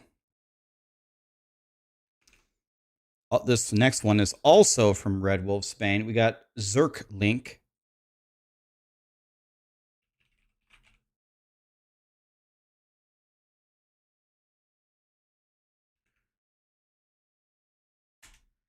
There you go. Finally, we have Specific Gamer 5. This is from Sincell. Specific Gamer 5.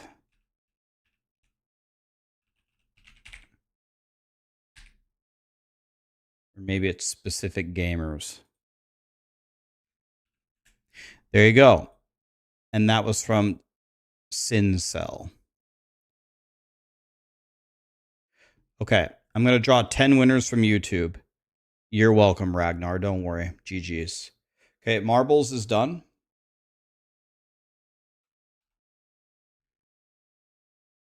Oops. Close that here. Okay, we got 32 seconds. Guys, I'm going to pick 10 winners. When I pick you, I need you to type me your Twitch name. If you don't have a Twitch, type your email address because I can't DM you on YouTube.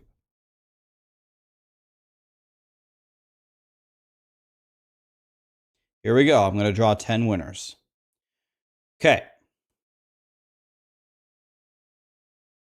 Urko Osco.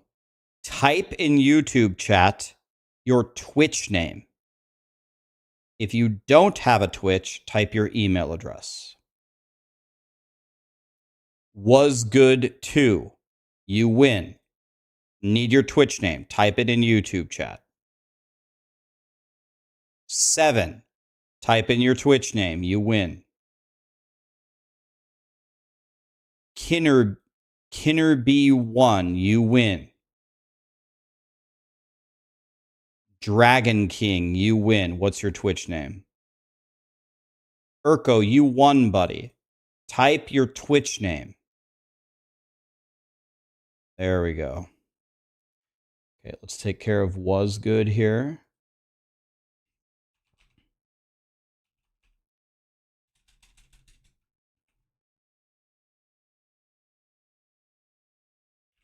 Okay, was good. This key is from Nexus OPS. Thank you, Nexus. Okay, was good is taken care of.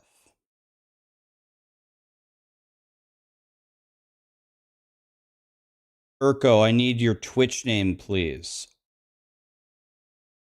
Okay, 7. You win.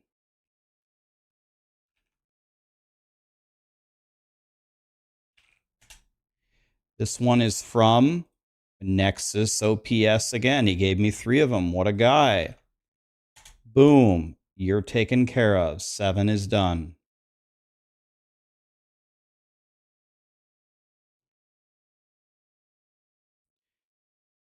Okay. I got Urko's name now. We're cooking here. This is number 3. We're going to do 10. This one is from Nexus OP again. Nice. You are taken care of. Okay. Who is next? You're taken care of. Can I close this? Yeah, remove him as a winner. I already paid him. He's good. He's good. Kinner B1. What is your Twitch name or your YouTube? Type it, or what's your Twitch name or your email address? Type it in YouTube chat. So that way it picks up in here. Woody the Coroner. I like that. Okay. There you are. Okay, here is your Path of Exile key. It's from a guy named B. Thank you, B, whoever you are. There it is.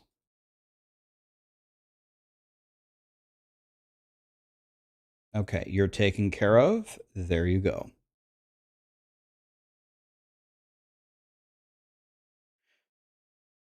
Okay, and then Dragon King. We're going to draw 5 more, guys. Sorry, it takes me forever. I'm going as fast as I possibly can. I have 15 programs open.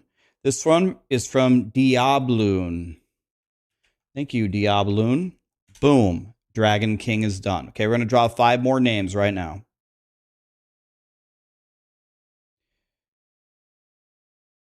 Zypress, how you say it? Dope CLVB King. King Viking. Ancient Jaguar and Donato71. What is your guys' Twitch names? So I can DM you your keys. You all won. If you guys did not win, come back tomorrow. I will give another like 20 or 30. I'll give every single other key that I have. It's going to be like 30 or something.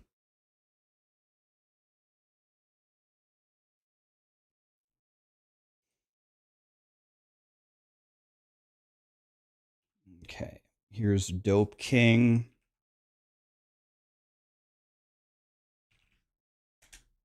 You're welcome. Enjoy. This one is from Gutsy Gamer.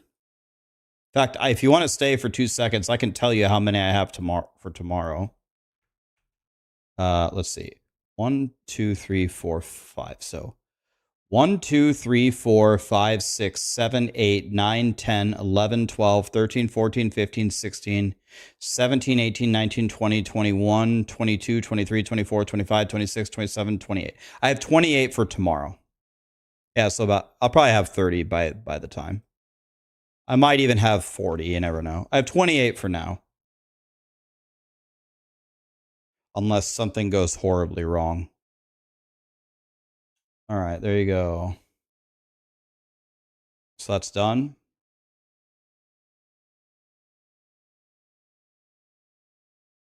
Perfect.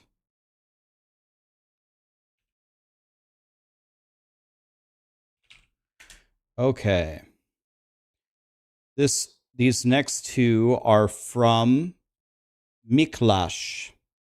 By the way, if there's anybody in chat who has extra keys, you're not going to use them, your friends aren't going to use them, there you go, I hooked you up. If you have extra keys and you're not going to use them in any way and you want to donate them, I'll take them, DM them to me on Twitch. I will give you credit for it. I give credit for it every single time I give away a key. I tell you who it's from.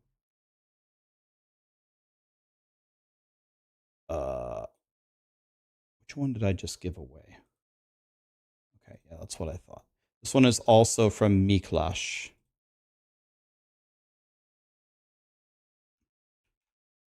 All right.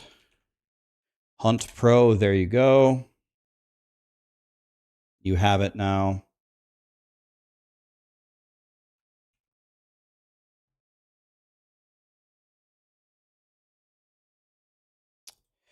Okay, the Dark Aztec. Yeah, you're welcome. Don't worry. Okay, the Dark Aztec.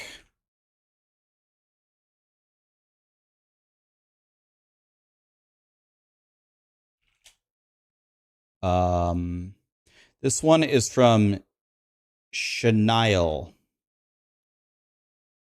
Thank you, Shanail. It's done. Okay, and then DJ Nato, last one. This one is also from Shnail.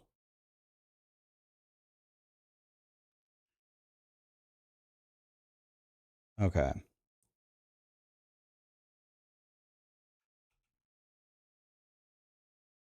Okay, am I doing this right?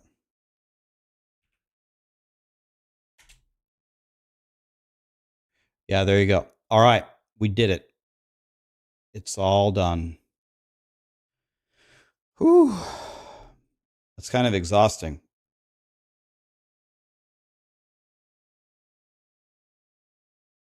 Okay. Whew, I need a cigarette after that, and I don't even smoke. What if they send me a fake key? I've only had like 1 or 2 keys that didn't work, and I don't even necessarily think that they sent me one that was like fake. I think they sent me one that they thought they wouldn't need, and then they ended up needing it. Almost no one has sent. I've gotten like nearly 0 fake keys. So.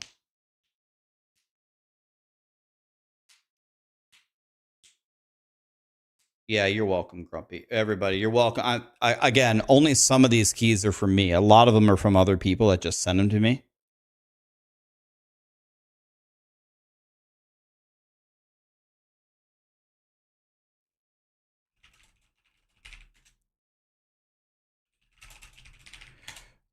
Okay.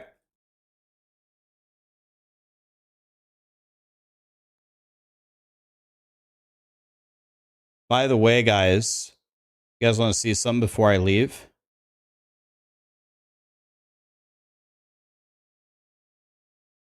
I have commissioned $4,000 worth of new emotes from like a very high rated emote artists for you guys. I don't think all of them are going to be done in time. But just to give you an idea of some of them that are coming, and almost all of them are animated. I'll just show you 2 of them that are coming, but they're infinitely better than the emotes that I currently have. For example, here's Jam, and here's a new POE emote that shows like people frantically clicking the login button. And there's like 120 of them coming. It cost me $4,000. So I don't know if I'll have them out on the day of the launch, but they're almost done. Yeah, Kelly. Yeah. Yeah, I'm done. Okay. Yeah. All right.